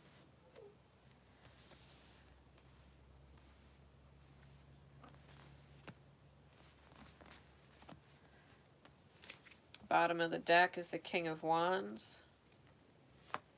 Top of the deck is the Two of Wands. Alright.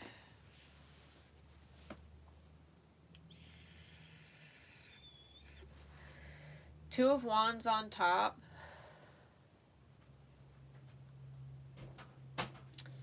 I'm feeling like spiritually you're holding yourself back, Aries. Alright. I feel like you're holding yourself back from achieving your highest good vision, and ultimately we're getting you in that King of Wands energy. You might really need to have those hard conversations that you might have been avoiding having, not just with other people, but within yourself, where it's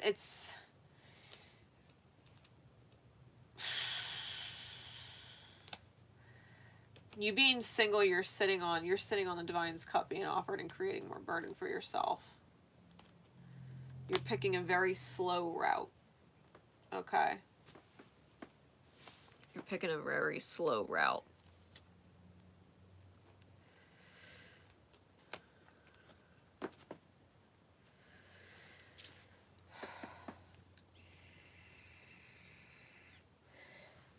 You might be afraid of arguing with someone and losing your reality.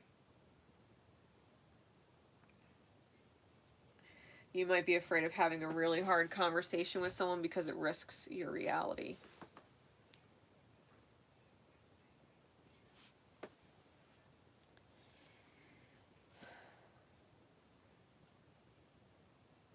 But it's keeping you spiritually shackled. Okay, in a space that's unable to fulfill your highest good. All right.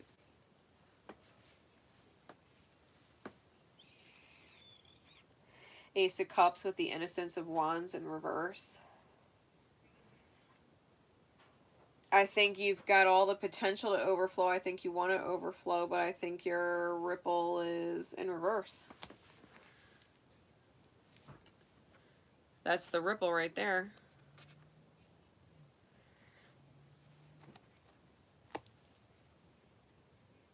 It's possibly family related with the tree here, because there's a poison in the roots, the foundation of it. Seven of Coins in the reverse, or Seven of Cups in the reverse, Seven of Coins. Seven of Cups in the reverse, clarifying it. You know what the fuck it is, too. You know what the poison is. You're very well aware.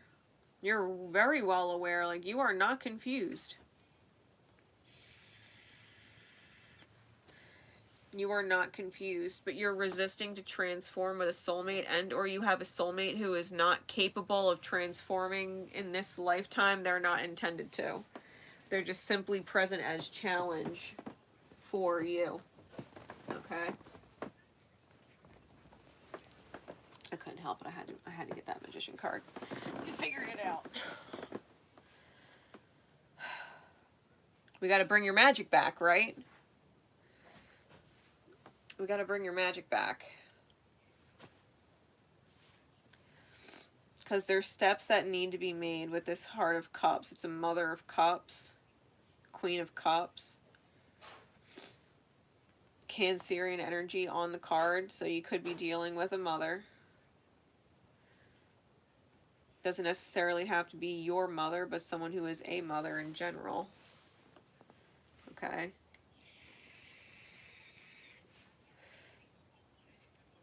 Who needs to go through a serious tower moment. They need the tower. You also need the tower, right? I mean, we've got Scorpionic energy here and Mars energy here, so you've got double Scorpio there. Because Mars was originally in alignment with Scorpio before Pluto was discovered. I gotta move this. Oh. Alright.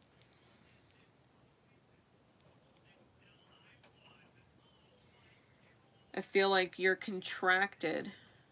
You're contracted to kind of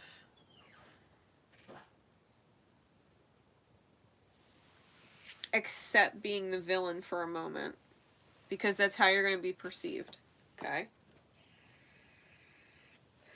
You might just be perceived like the villain. Okay? And you know it, which is why you're avoiding it. It's why you're avoiding it. Life might shift. But it's supposed to.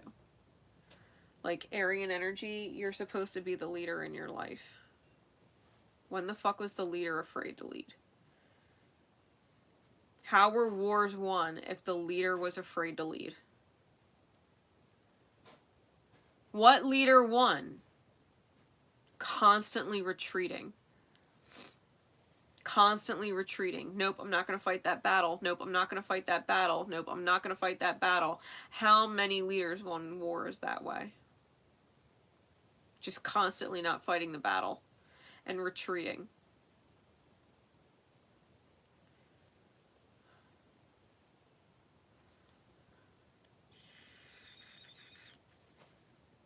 Because it's affecting your other manifestations. That energy, that poison, whatever it is,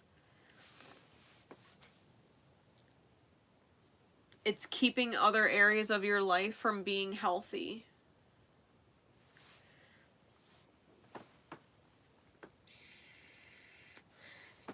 You gotta balls up, Aries, and have the hard conversation.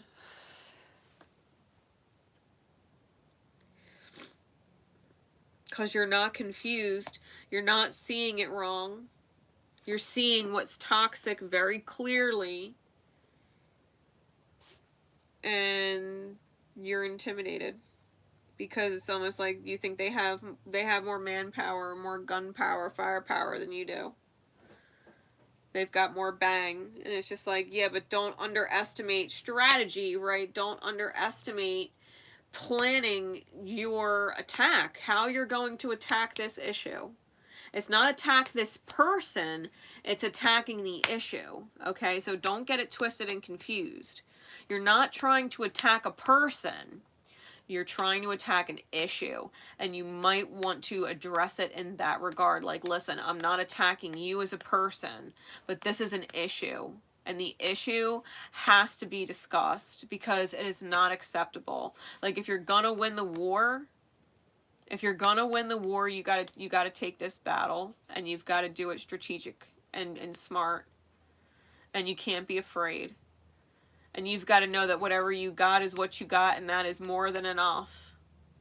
I mean, go back and think about the fucking Spartans and 3,000, you know what I mean? Like, come on now. Figure out your strategy. Stick to your strategy. Do not be afraid and intimidated and not take the battle, or you're just going to retreat and lose. Spiritually, you're going to lose. It's gonna feel shit, and it's gonna suck. Like, waving the white flag of surrender never feels good. Getting sliced and diced and stabbed and bleeding out on the field, it doesn't feel good. Having someone come back and do it again the next day, like, it doesn't feel good. You know? That's for Aries.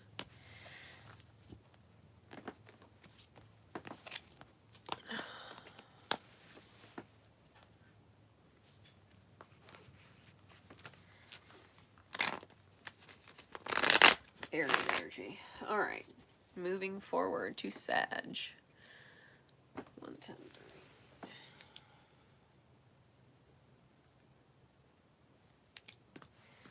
All right, so here we go. Sagittarius, Sagittarian energy. Sagittarius, Sagittarian energy.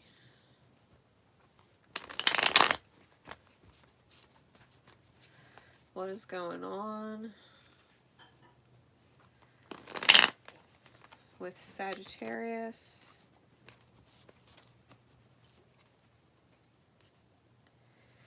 and Sagittarian energy?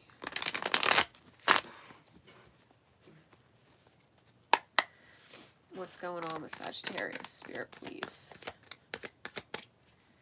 What is going on with Sag?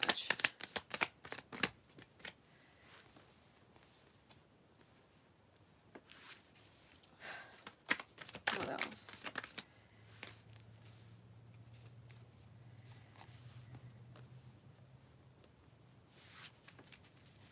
Clarities, please.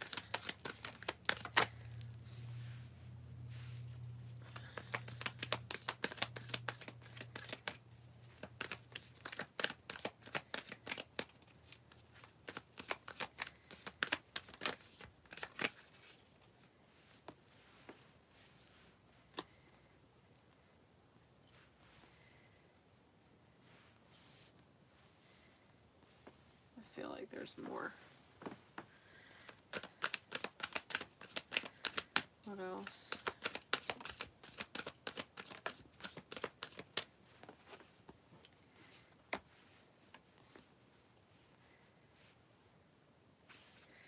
Eight of Swords on the bottom. Movement of Pentacles. Knight of Pentacles on top. What's the mental prison? Gemini energy. Ten of Pentacles energy. Four of Swords energy. Four of Wands energy.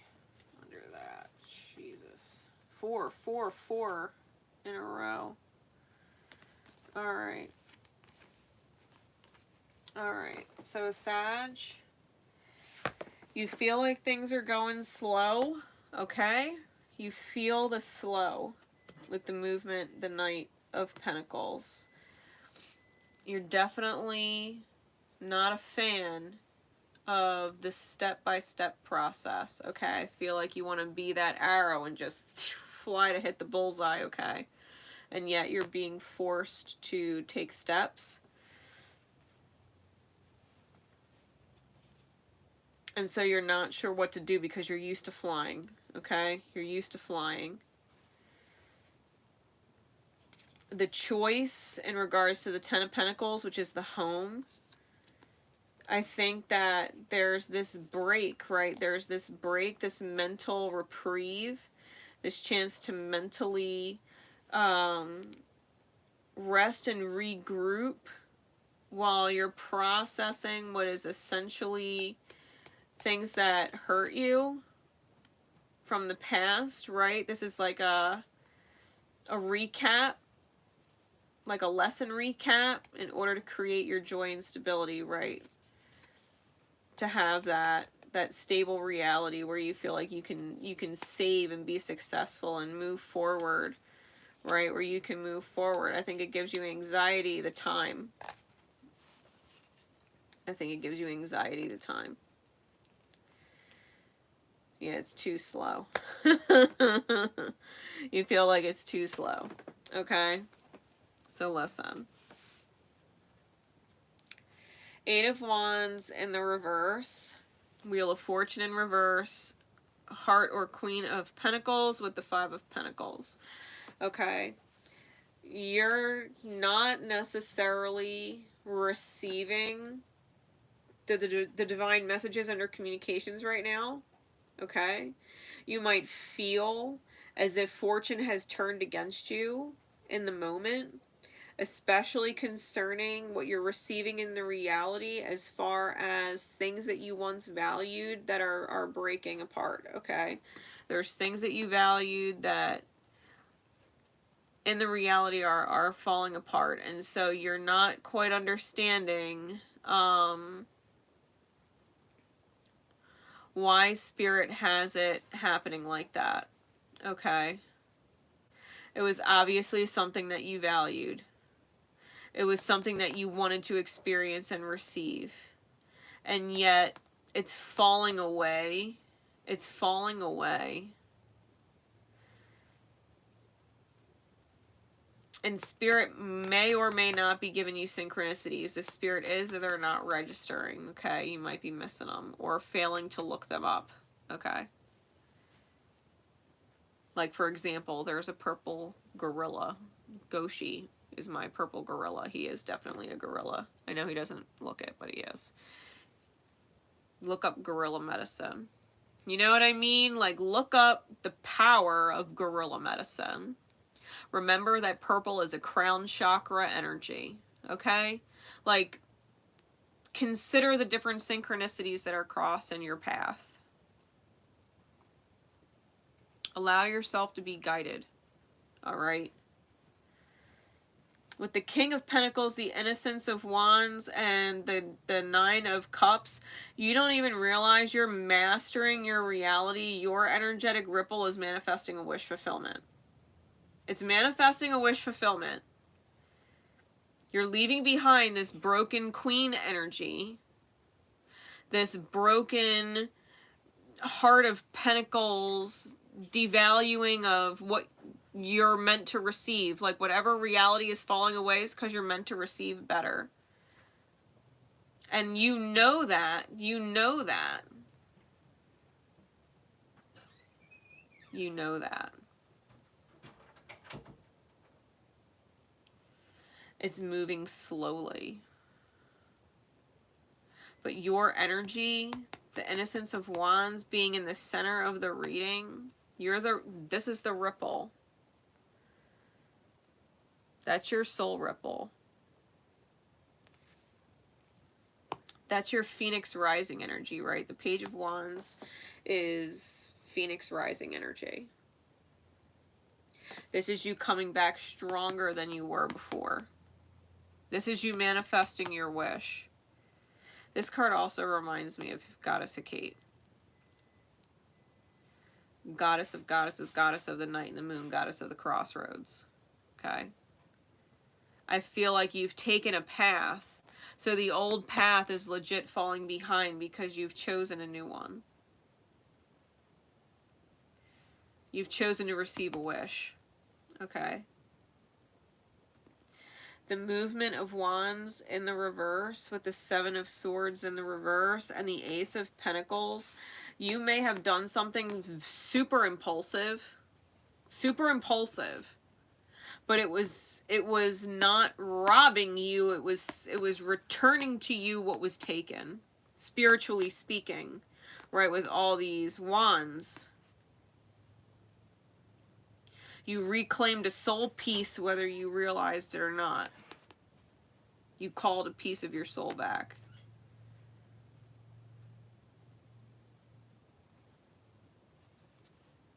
You are not dishonest.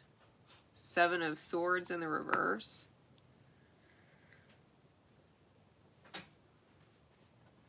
You're in alignment with truth and you don't realize it. Okay? It might appear as though the reality is judging you harshly. But to be completely fair, when you start calling soul pieces back to you, when you start becoming whole, when you start falling into, well, rising into alignment, right? When you start rising into higher alignment, everything of lower vibration, lower alignment starts to fall away.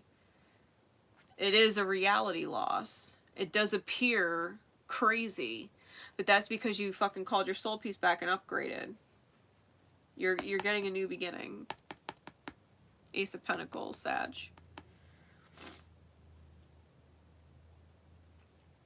You've mastered the Queen of Pentacles energy. You're moving into your King of Pentacles energy. That marriage within the self, understanding both facets of yourself. One not manifesting without the other anymore. And you're achieving a new beginning. It's a wish granted. It's a wish granted. I feel like what you're receiving can't necessarily be broken anymore. Your biggest challenges is not being able to see the signs as they're coming in. Your ripple is kind of doing it on its own, creating that beginning. And understanding that your impulse to continue in an impulse would only make the transition potentially more difficult, or it would make it faster, but I think the slow pace is kind of necessary because that 444 energy was underneath necessary. 444, you've got angels, okay? Like archangels working for you. You know what I mean? You got angels working for you. Do not doubt. Do not doubt. All right.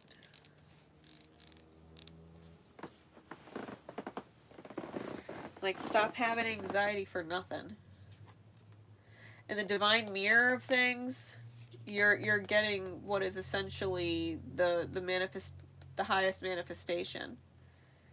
Because you can't get higher than the 10 in the suit of coins. Like, going into court cards is court cards, but they're more archetypal energies. The actual choices and the manifestations and the reality, your divine mirror is bringing you in a 10 of coins. It's not about 5 coins. That's not the reality you actually deserve to be aligned with. You're getting this Ace of Pentacles, right? This 10 that breaks down to a 1. That's what's coming. So, trust your alignment, okay? Trust your alignment. You're on point. It might not look it. It might not look it, and people might be like, oh, their life is a mess right now, blah, blah, blah. Yeah, because it's all the pieces are moving in order to get you where you need to be that's better. Everything that's not in alignment's falling away, right? Everything that's not in alignment's falling away. So Sag is realigning, Sagittarian energy. Okay. Guidance for fire signs. 1, 2, 3, 2, 1.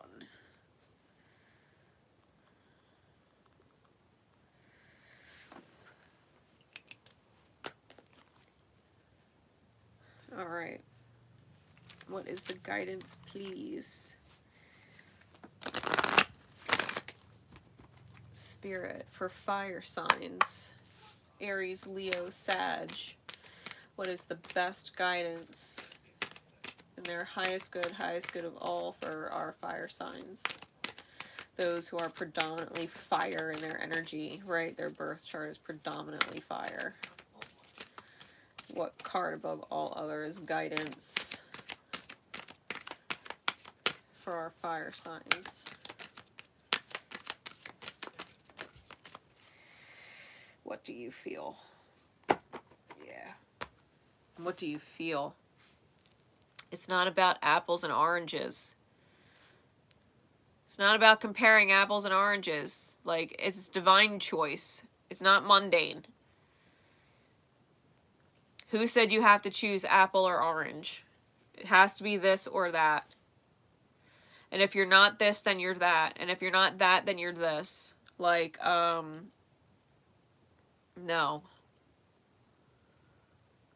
There's something called inner divinity. There's something called, my world. Every individual here is living in their world, the world that they perceive and experience through their eyes, their ears, their interactions, their experience. It's their world, it's their relationships, it's theirs. And that's divine. You can't compare your life to other people. You can't compare your choices made to the best of your ability at a certain time to other people's. Maybe some people would do A and other people would do B, and both people would argue that there is no C, and you're like, yeah, there is, see? You know what I mean? Like, fire signs. Card number 9. This is about closing the chapters on apples and oranges. We're closing the chapter on apples and oranges. Fuck apples and oranges. Like, some people will say, yeah, I'm just living to die. Or I'm just, you know, doing whatever, and it has no purpose and no meaning. I don't know what I'm living for. And fire signs are like, I do. I know what I'm living for. I know what I want. I know what I desire. I have a world that I want to create. I have a world that I want to choose. I have people that I want to see with my eyes and my experience. I have feelings that I want to feel. I have places that I want to go. I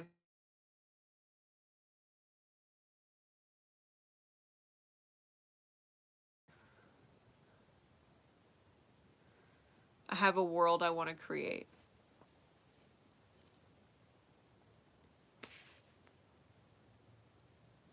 I have a world I want to create. It's my highest good world. It's my highest good experience. That's the guidance. Like, go all or go home. If you're not going to go for the best lifetime ever, then what the fuck are you here for?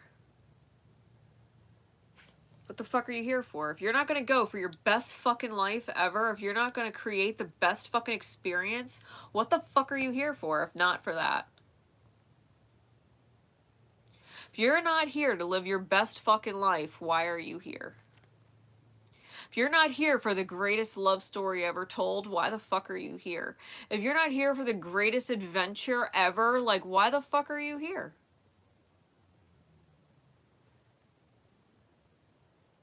It's not about apples and oranges. It's not about apples and oranges.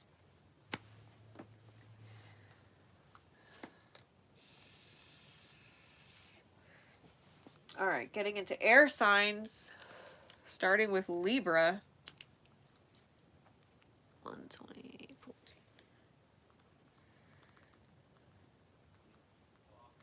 All right, Libra. Here we go.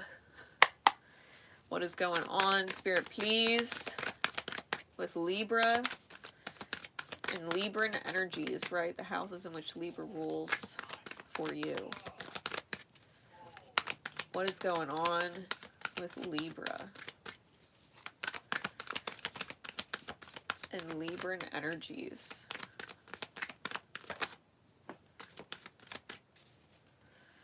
What is going on with Libra and Libran energies? All right, Libra, straight up, your Cancerian house might be important. Your Piscean house might be important, especially if you have significant planetary bodies in there. You might have to make a serious effort in those areas with the Eight of Pentacles out. So we've got the Chariot, we got the Hanged Man. Give me clarities, please, Spirit.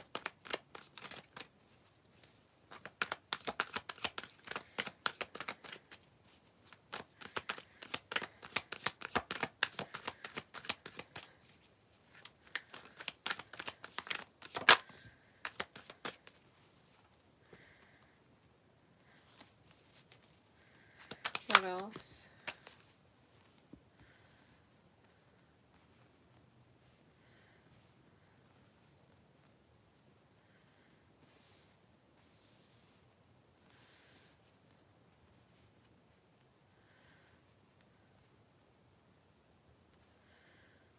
I feel like there's more.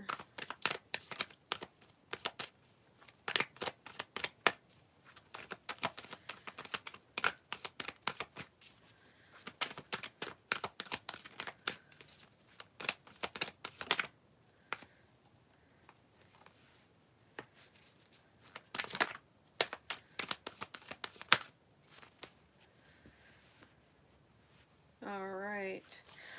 Huge major arcana at the end there. Alright, we got the Ten of Pentacles on the bottom,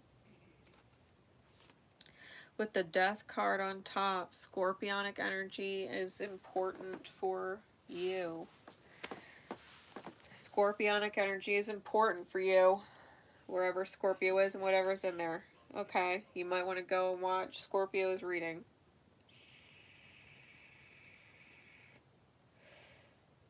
Ten of Pentacles on the bottom, because Death card is about transformation, and in this card with the white rose, it's about transforming into a state of purity, going back to who you were before the world tainted you, no matter how many lifetimes you brought in with you, karma wise. This is about peeling back the layers to your untainted self, your innocent self, before the world gave you damaged, wounded perspectives.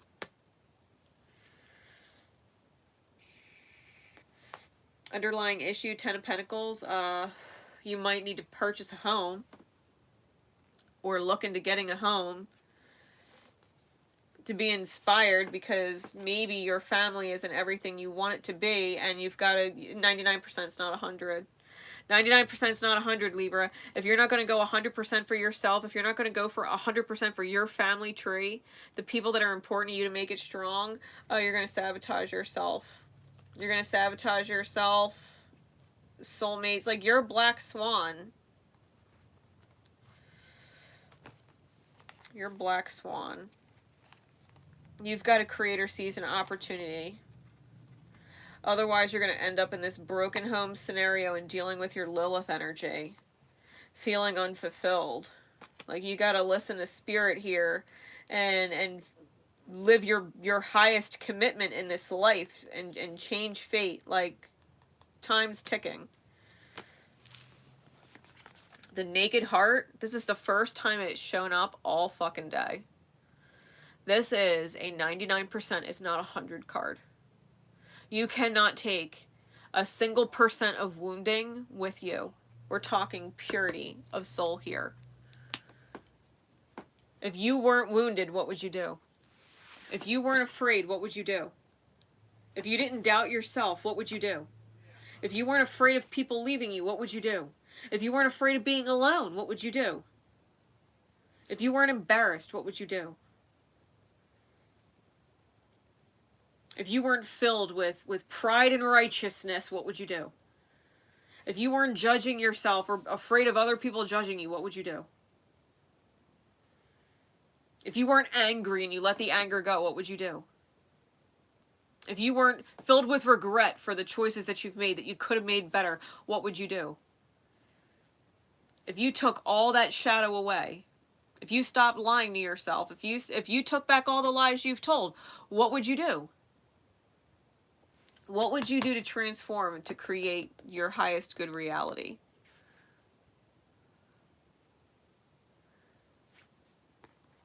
The Chariot card, Cancerian energy, is 4th house.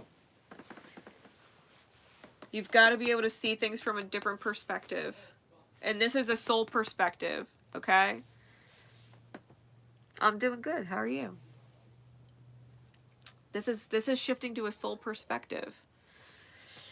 Piscean energy, if you've got placements, strong planetary placements in Pisces, like, you've got to look at the light aspect of those things. You've got to be able to pull on the positive attributes of those things. whatever is in your Piscean house. Whether you've got a Mars there, or a North node there, or a South node there, or a Moon there, or whatever.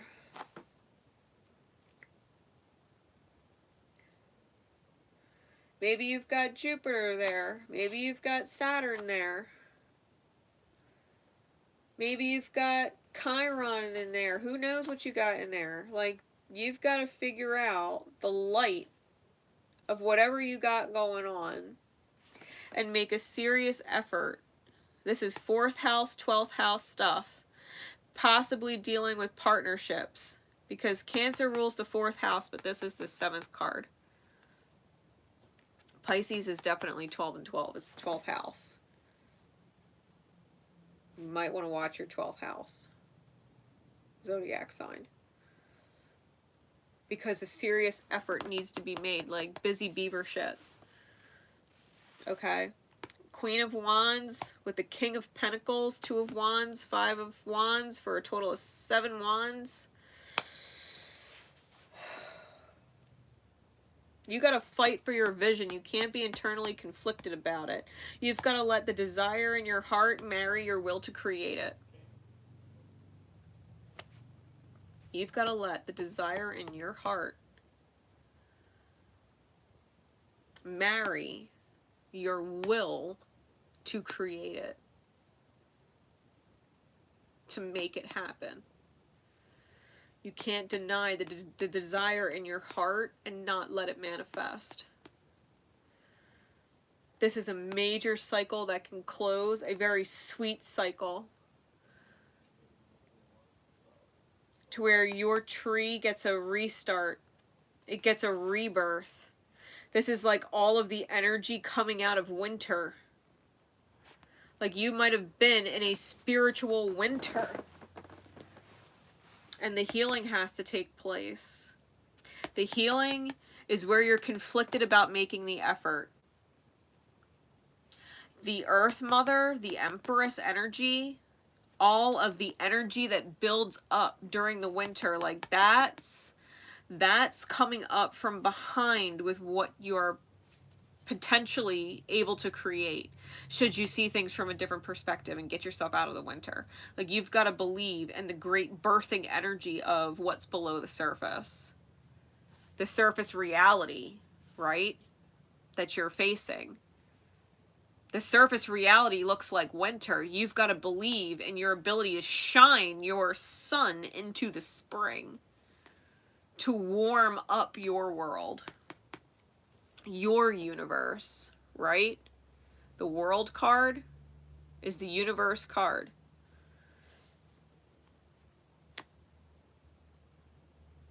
This is a sunflower mandala with a bee. Like, you've got to be able to release, because this has the symbol for Ceres in reverse. That's the symbol for Ceres. Ceres is the broken heart chakra. The mother that feels incapable of nurturing. Demeter, right? Who goes into fucking winter mode. This is about you closing that cycle on winter. Your spiritual winter, Libra. You have been in what is an energetically cold reality, where what you are capable of receiving, or what your heart desires to manifest, has not been present because the healing with the internal conflict hasn't taken place yet. This is calling you to heal the internal conflict. It is calling you to stand up for yourself, right? 7 Wands, it's about standing up for yourself. It's about making that effort to stand up for yourself. It's about believing in miracles. It's about believing that your heart's desire is worth manifesting and that it's all possible, and closing the cycle on your winter. You don't deserve to be in an emotional, spiritual winter forever. At some point, the season shifts and the spring reigns. The spring reigns. You know that you have to let go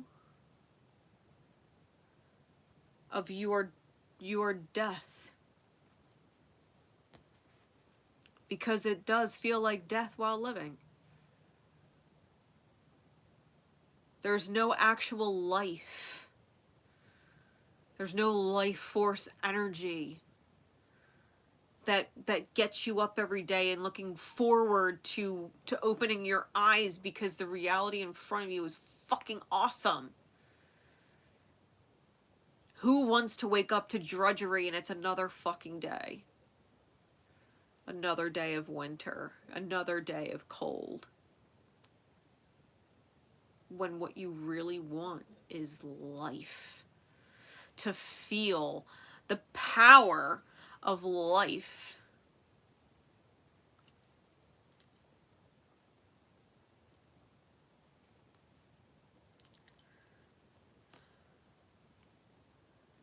You might need to buy a home for your family. To be completely fair, that's going to resonate for some people. Because whatever it is that you're afraid of doing that, you got to go all or go home. 99% is not 100. If you don't go 100, you're gonna sabotage yourself. It's gonna hurt tenfold, right? Because the universe is gonna reward you tenfold for the effort. It's gonna punish you tenfold for the lack of effort. That's where you're at. Not to sound all like dire and whatever, but on a real note, like time was ticking, right? We saw that card too. Time was ticking.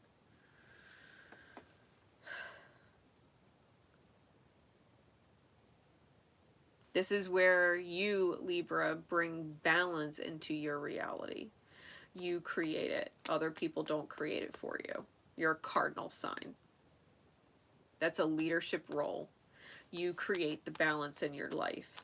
No one else does. You don't need other people to do that. You don't need other people to make your life whole. You don't need other people to make your life balanced. You don't need other people in your life to have everything that you want and to give everything that you want. You don't need other people like you think you do. You don't need to please them to keep them around, to put forward what you don't feel like you could put forward on your own. That's bullshit. You're not weak. You're not fucking weak. Who do you fucking need? Who do you need? If you need someone, then you're straight up admitting that you're weak, and you're not fucking weak. So pop out of that mindset. You don't need anybody to create the life that you want to live. You can be happy and filled with joy of your own making. You can feel whole and be whole and be generous and be available and smile and live your best fucking life and wake up every morning like not being able to wait with all the things that you can fill in your day. Because if you can't fill it all in this day, then you can look forward to tomorrow and continuing your excitement of life. Fuck winter. Winter is depending on other people to hold you up where you think you're weak. Like, get out of that mentality. You're not fucking weak. Don't buy into that shit. Remember how fucking strong you are. You know what I mean? You don't need shit from anybody. You don't need anybody to create anything. You can do it all on your own. You can. You are capable. And you will feel fuller for it, knowing that you have created an environment, a life, that everything you want and everyone you want is there. And anything you don't isn't. Because you made it so. You made it beautiful. You made it beautiful. You brought balance. The only way to see the people you love happy and smiling is to bring yourself to balance. Inner reflects in the outer. You've got major healing potential here. Major healing potential to close out on a spiritual winter right now. You're catching this in divine time. Whenever you're meant to catch it, you can get yourself out of a spiritual winter that has probably gone on for way too long. Welcome in the spring. Welcome in the spring. All Alright, that was for Libra. Alright. Getting into Gemini, 144.51.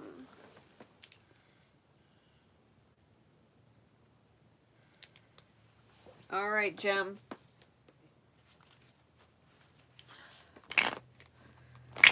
What is going on, Spirit, please? With Gemini, Gemini and energy, the houses in which Gemini rules for them. What is going on with Gemini and Gemini and energy?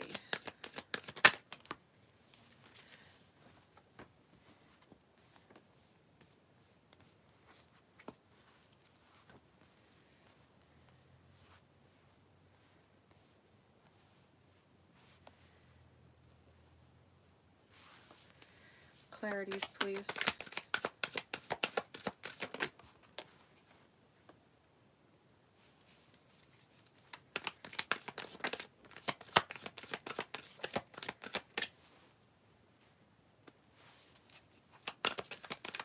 I feel like we're telling a story.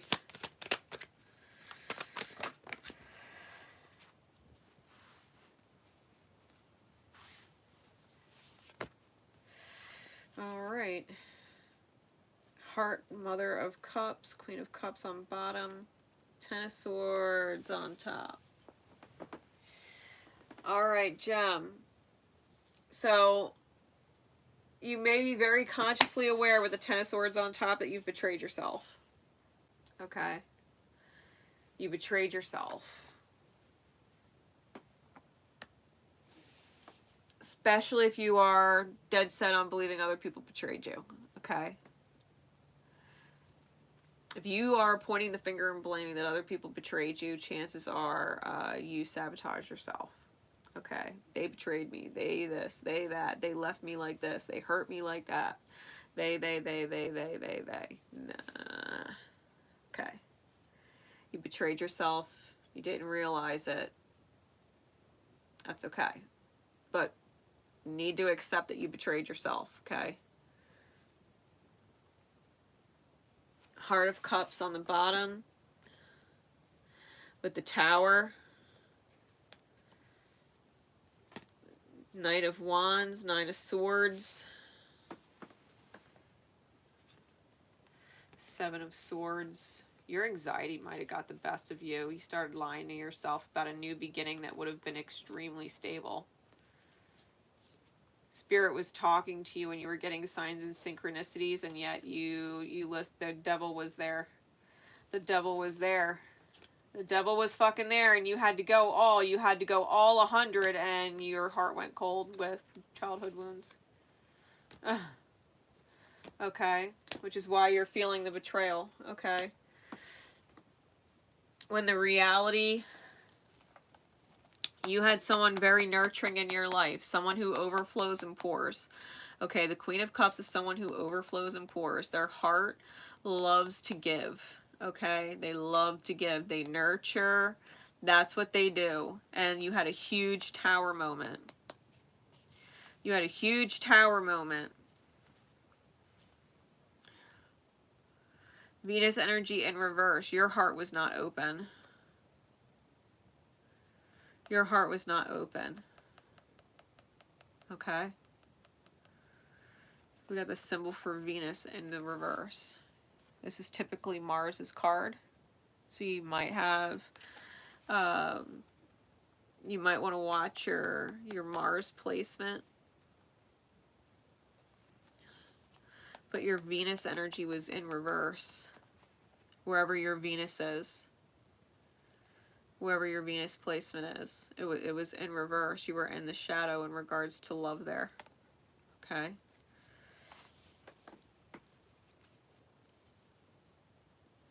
Like if your Venus is in Cancer, then you weren't being nurturing or loving back. You weren't expressing gratitude. You weren't acknowledging the overflow or the pour of consideration, right? If your Venus is in Leo, then maybe you are feeling taken for granted, taken advantage of, right? Shadow Venus in Leo. Like if your Venus is in Scorpio, like you may have been feeling betrayed. You may have been feeling like, you know, you can't trust your partner, or you might have been keeping secrets, right? Because Scorpio could keep secrets, things like that. So wherever your Venus placement is, you were in the shadow. You were in the shadow. And your ripple was going out, and you weren't necessarily seeing the bigger picture. There's Sagittarian energy on the card. You weren't seeing the bigger picture, the ripple of this energy.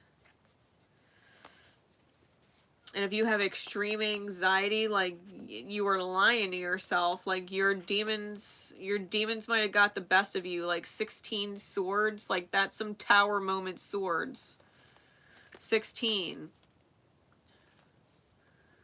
That's some Tower moment shit. Mentally, you completely like crashed your system. Mentally, you crashed. Like that's a mental crash.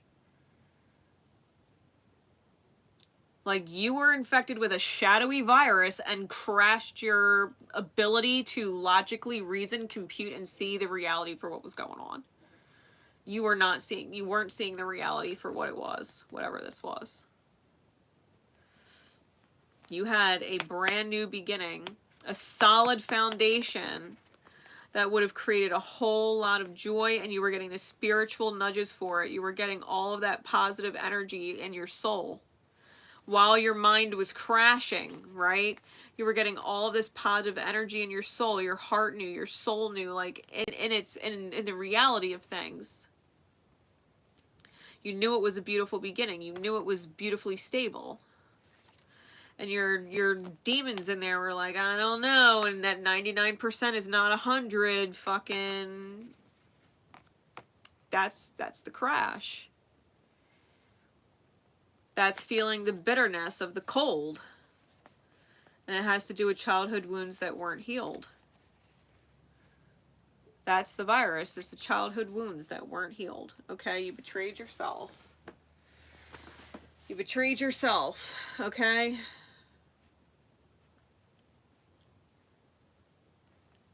It's like defragging your system. Old files are deleted.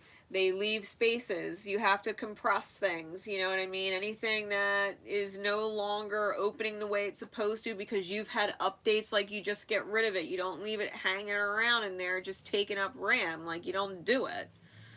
You don't do it. It's just slowing you down. It's too much to process. It's unnecessary.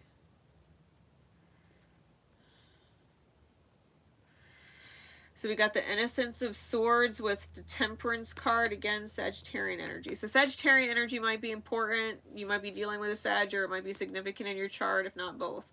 Okay, they are your polar signs, so it's calling you to balance, right? Because we're on Gemini. Gemini's opposite is Sag, which means Sag is the balance to whatever that energy that you have is. Okay?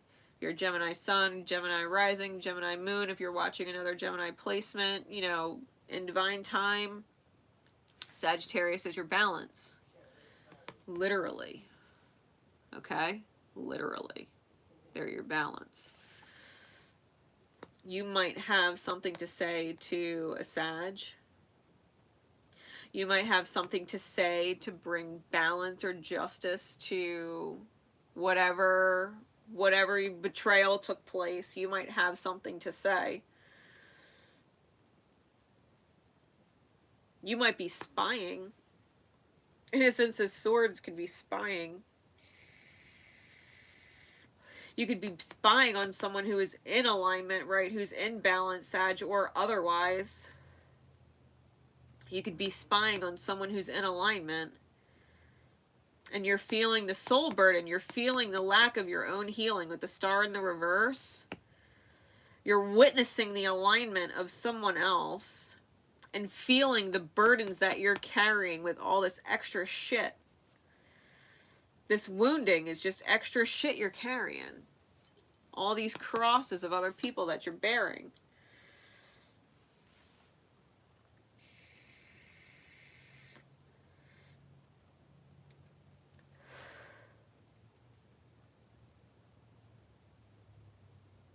Why are you carrying all that spiritual weight and refusing to heal? This is stubborn. This is stubborn. The magician, the divine, is giving you a window of opportunity, okay? This is a window of opportunity.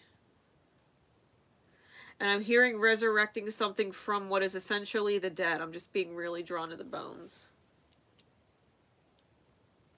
The growth of the roses on the wand. I think it's the only card in this deck that actually has blooms, roses on the wand. You're having an opportunity to resurrect something, to create something. It's mercurial energy, to communicate something. To take that opportunity that you missed. Four of Cups in the reverse, you were sitting on a cup. You were sitting on the Ace of Cups. You were leaning up against it. Not even paying attention. The opportunity that you had to receive. You had an opportunity to receive something, and now you're mentally trapped in your mind. You're mentally trapped and blocking the receiving of it. The Empress in the reverse.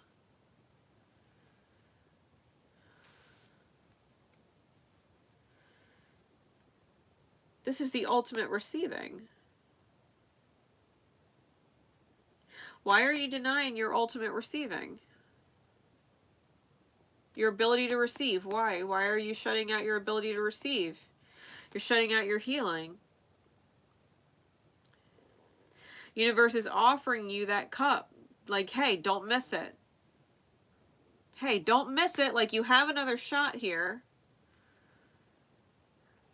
to make good on whatever you previously failed the test on.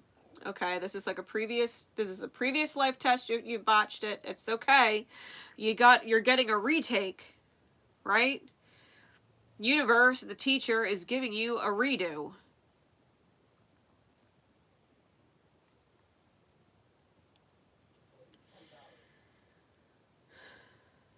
But it's going to come at you with a 99% is not 100. Like, if you get 100, you'll keep the 100. If you don't get 100, you're going to keep the grade you got. You know what I mean? Like, Spirit's letting you know.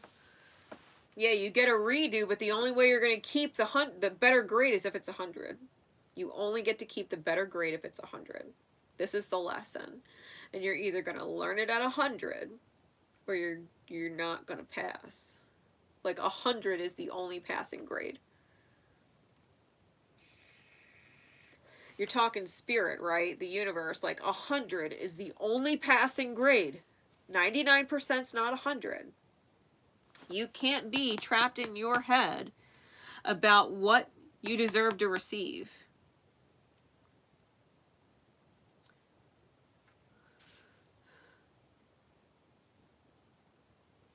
Four of Coins with the Hermit in the reverse. The Hermit is the one who walks through the shadows with the lantern and does the inner work.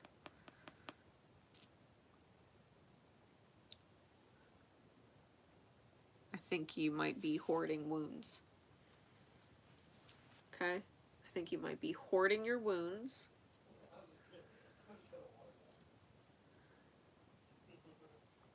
And you need to clean house. You need to clean spiritual house. Because the King of Pentacles, the ultimate manifestation, this cycle hasn't closed and completed yet. You haven't learned how to be the ultimate manifester. You haven't learned how to create masculine energy. Create it. Action. You have to create what you receive. They work simultaneously. You know what I mean? And you don't just receive it with no effort. You have to make the effort to receive what you want to receive. Which means you might want to address the virus in your system. The spiritual virus that crashed you out at 99%, shut you down. Had you all kinds of fucked up with your programming. Your spiritual programming. It's your wounding. High anxiety. Lying to the self. It's delusion.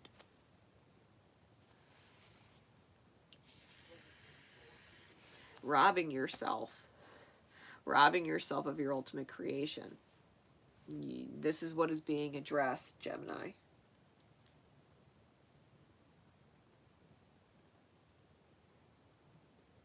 This is probably a big internal program conversation.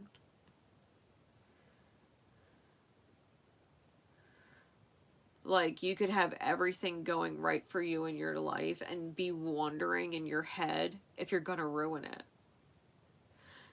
Get that virus out of your head. You're not going to ruin it. That's the virus. You're not going to fuck it up. Maybe you learned from the time you were a kid that everything you do, you fuck it up. If you don't do exactly what you're told the way you're told to do it, you're going to fuck it up. And because nobody's telling you how to do it now, you're afraid that if you do anything, you're going to fuck it up. Because no one's telling you what to do to make sure that you're not fucking it up. Anytime you did your things your way, maybe you got punished. And so now you're afraid to do things your way because you might get punished. So you might be creating a wonderful reality, right? You might have been creating a wonderful, stable, beautiful reality and sabotaged it. Because anytime you do what you want, you get punished. And that's the fucking virus in the head. That's that 1% tick that's crashing everything. Stop thinking you're a fuck up. Stop thinking that life is going to be good and you chose it, and because you chose it and it's good, it's going to crash, it's going to fall apart, you're going to fuck it up. Like, stop. You can choose wonderful things, and those wonderful things can work out because you made great choices, and you continue to make great choices because your program is running smoothly.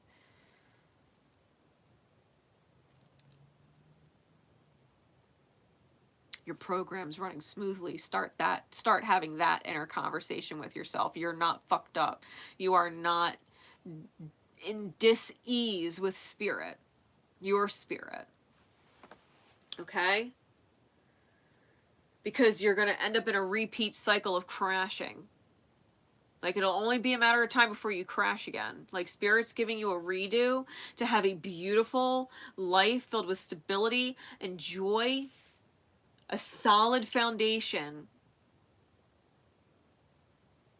You got to know that you made the right choice, and that you will continue to make the right choices, and that you're not going to fuck it up because you trust your choices, and you're not going to be punished because you're in alignment and your program is running smoothly. It's not going to crash. Okay? You don't have to crash. You don't need to be punished. That's an illusion. It's a virus that invaded your system.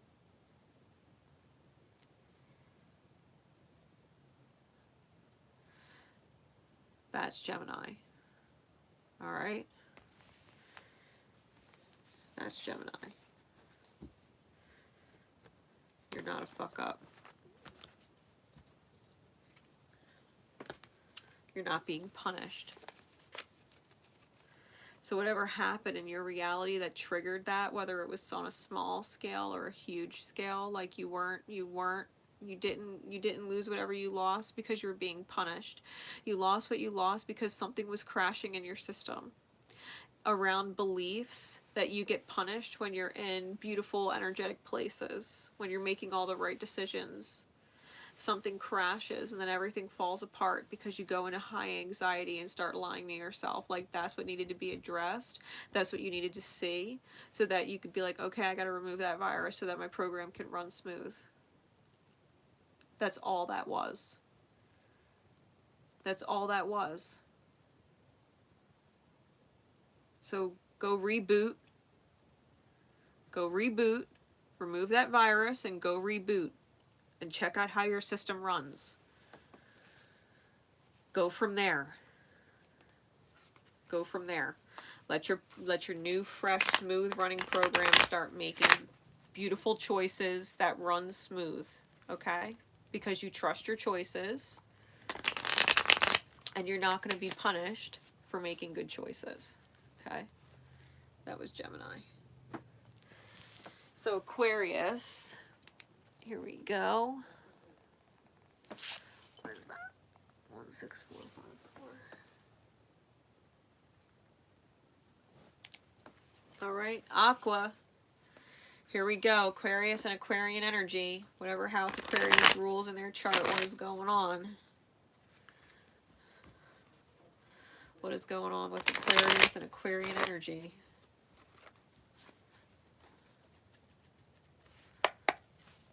What's going on with Aqua?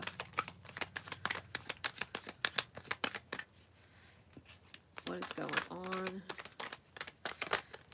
with Aqua?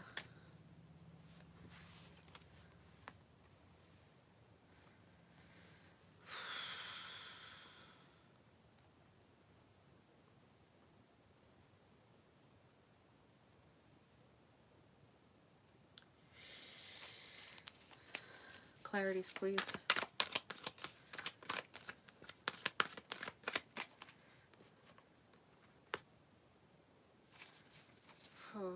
Okay.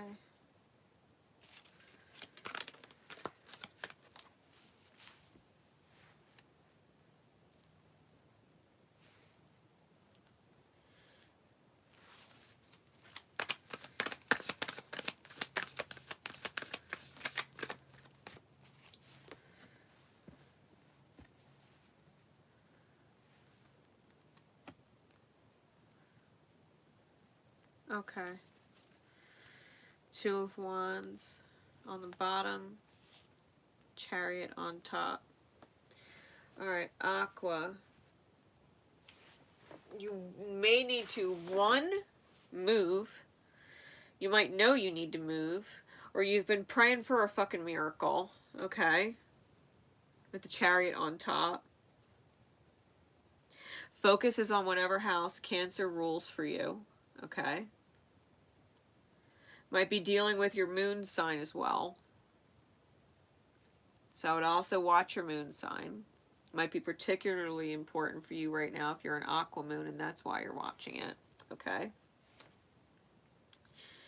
Two of Wands on the bottom. Eight of Swords under that. King of Wands and the Devil. Alright, listen. Aqua. If you're in a romantic relationship and it was the first thing I fucking thought, I'm not even kidding.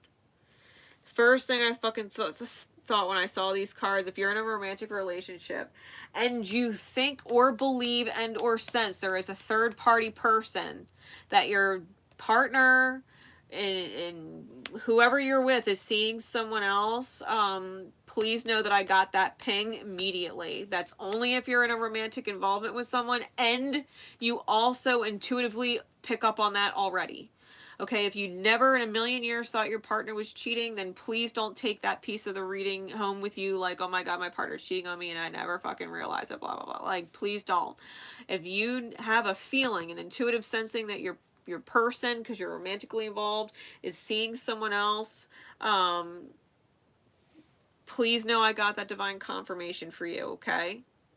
And I think you're in serious denial of it. With the Fool and on the side here, this particular deck, it's Lilith energy. It's the unicorn snake with the black crescent moon.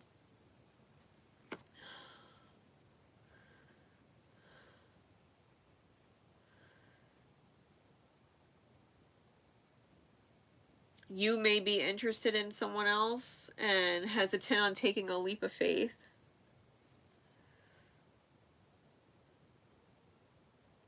And it's your joy. Right?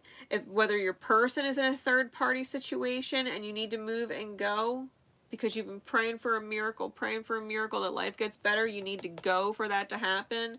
And or you're interested in a third party and you need to leave whoever you're with because they're obviously not your person, or you wouldn't be desiring someone else, and you need to go be with them. Okay?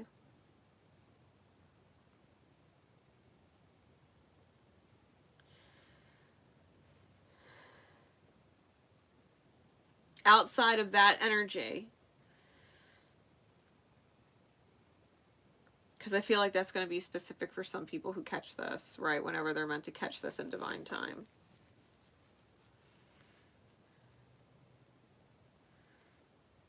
Especially if you have like sun and moon in aqua. If you're a double aqua sun, aqua moon.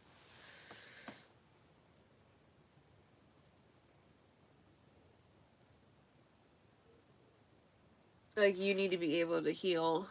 You need to be able to heal and complete a cycle. Trust your intuition and not miss these opportunities and sit on opportunities that are your joy. Have that solid foundation. Listen to spirit, you know, when it tells you you're robbing yourself. Listen to spirit when, you know, you're lying to yourself. When you have whatever it is in front of you that's being presented, right, the foundation.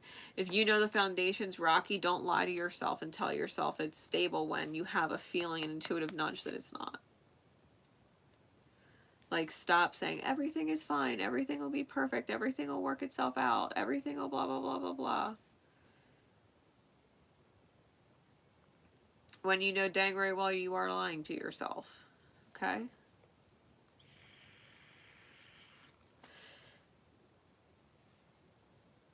For others,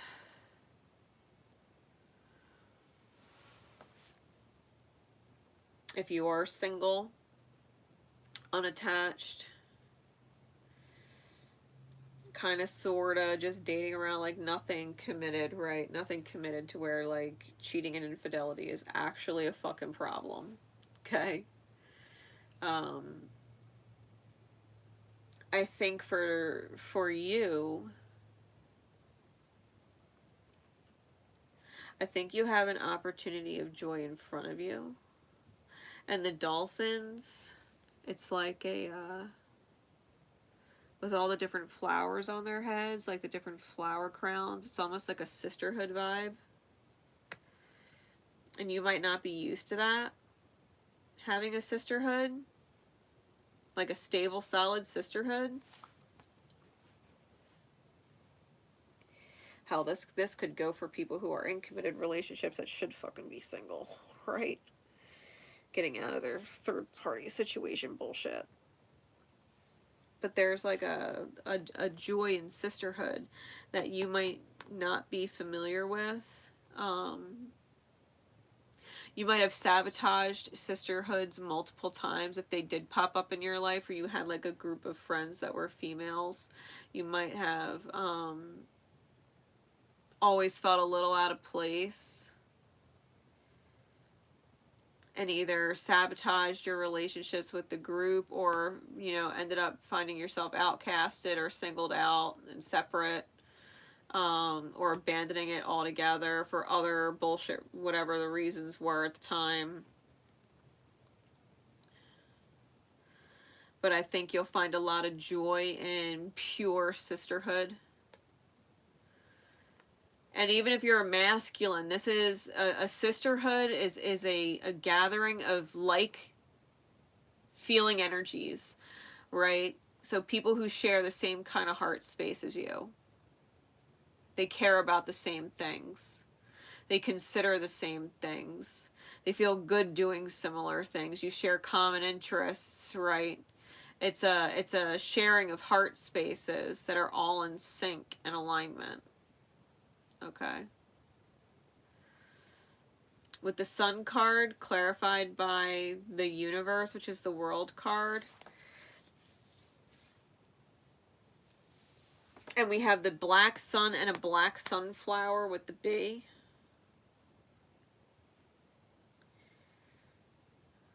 And it's interesting because they're kind of mirroring, aren't they? The The two black suns with the two insects. We got the scarab beetle and the bee.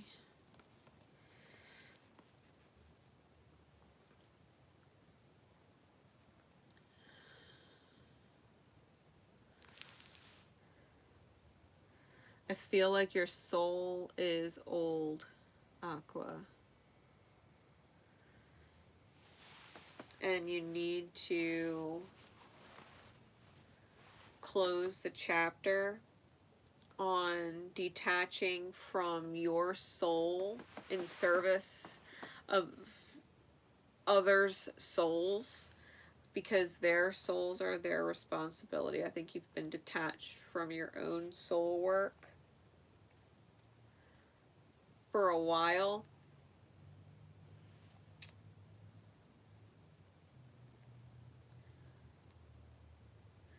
And I feel as if the sweetness of life comes from that vibration, that energy of feeling in touch with your ancient roots, your ancestral roots, your mythological roots, like ancient energy. Because your soul is old, I think you really do have this deep pull to connect with all of your energy, not just the you in this life, but like all of your lifetimes, like harnessing the power of you, because you are not just this life, you know what I mean?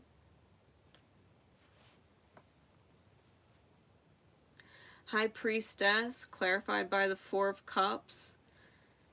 If you feel like something's missing, I feel like you already feel like something's missing. And what it is that new foundation, listening to spirit, that I think you're lying to yourself about.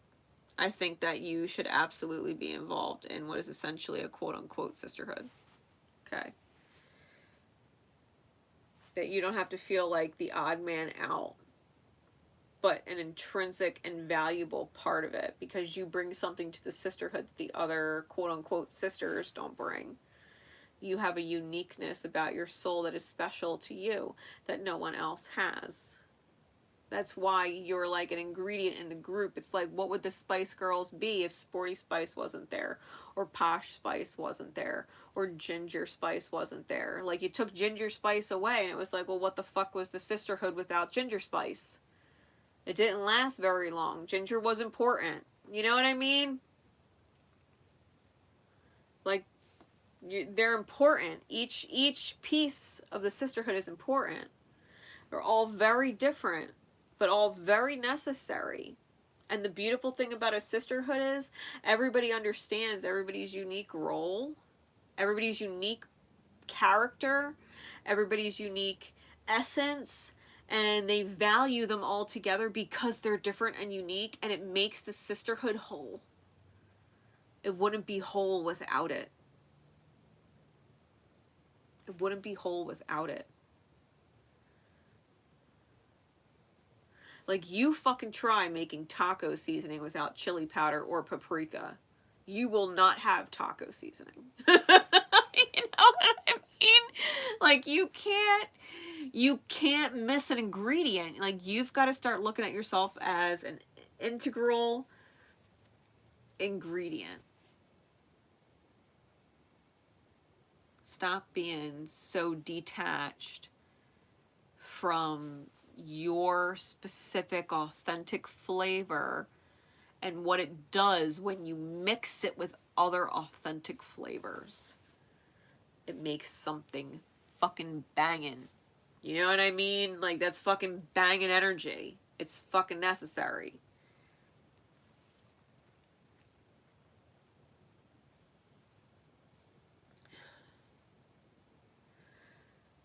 Like, yeah, your spice has a flavor all into itself. It can stand alone. Like, you can season something with just black pepper.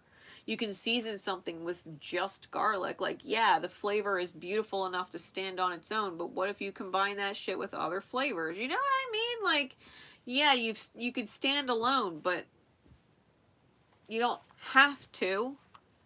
You could be more empowered take on a whole nother resonance. It's important. It's important. If Spirit's telling you something's missing, it's because you're lying to yourself. You're lying to yourself saying, no, I can be happy with everything the way it is. And detaching from your own spiritual needs, your authentic tastes. Everything is fine. Nah, you should be energetically mixing and vibing with like-hearted people. And knowing you're important to that mix. Like-hearted. It doesn't have to be, like I said, a sisterhood of all women. It could be a group of men. It could be a mix of men and women. It could be a family unit. It could be a masculine and a feminine and children. It could be any mix of authentic flavors, right? You just got to believe in the importance and value of your own flavor to the mix. Stop acting like the dish could do without it. You know what I mean? Talking on all these food analogies is making me hungry. Let's get some advice.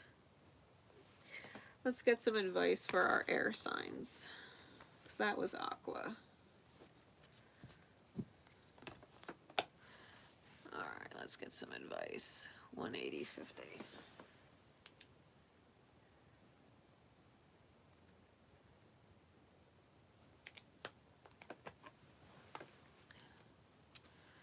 Alright, Spirit, please, what is advice for our air signs? Gemini, Libra, Aquarius. And those who are predominantly air in their chart. They got a lot of air energy. What is the advice? The guidance for our air energies. What card above all others?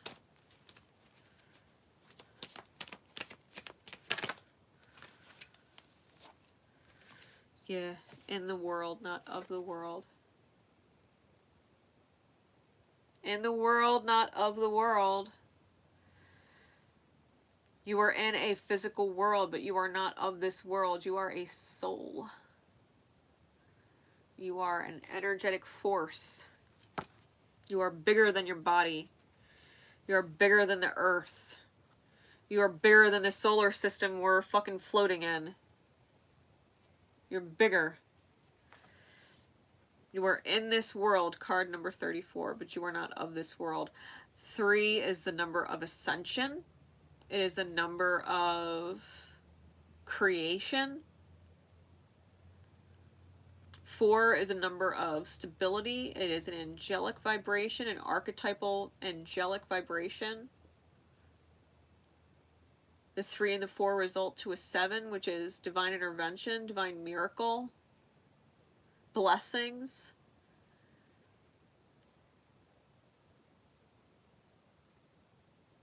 It's a master prophet number. Okay? In the world, not of the world. Like, you are the universe. You are the universe. Experiencing itself in detail. Because you could be the universe and look at the entire universe and the stars are really cool and all, you know? Nebulas and black holes and everything else, galaxies. That's cool. That's a cool point of view. And you could be the universe here on Earth, seeing things in beautiful little details that you wouldn't be able to see if you were looking at the universe from a whole perspective. Like if you're looking at the stars and black holes and galaxies and nebulas and quasars, like you're not seeing bees and butterflies and flowers and someone smiling because they're happy and filled with gratitude and joy. You're not tasting cake, you know? You're in the world, not of the world. I actually want to read some of this for you because it's a great card. This is the end of our Cards in Divine Time live anyway, so why not? It says, it is safe for you to become naked with life. This doesn't necessarily mean stripping off and running wild in public. It does mean stripping back your beliefs, strongholds, and mental or emotional security blankets so that you can live with less obstruction than ever before.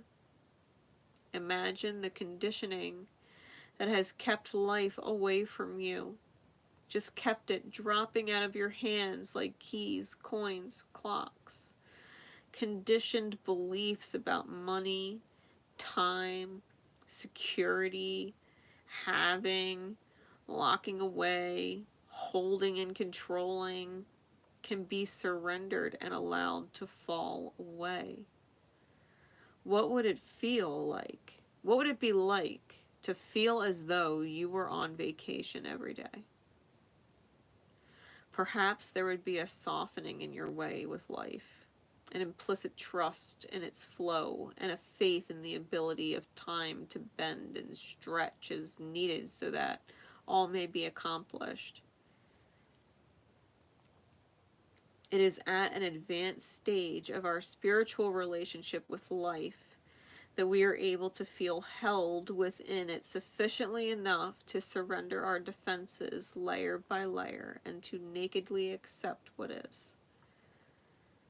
This oracle comes as a message to you. Sometimes we need our defenses.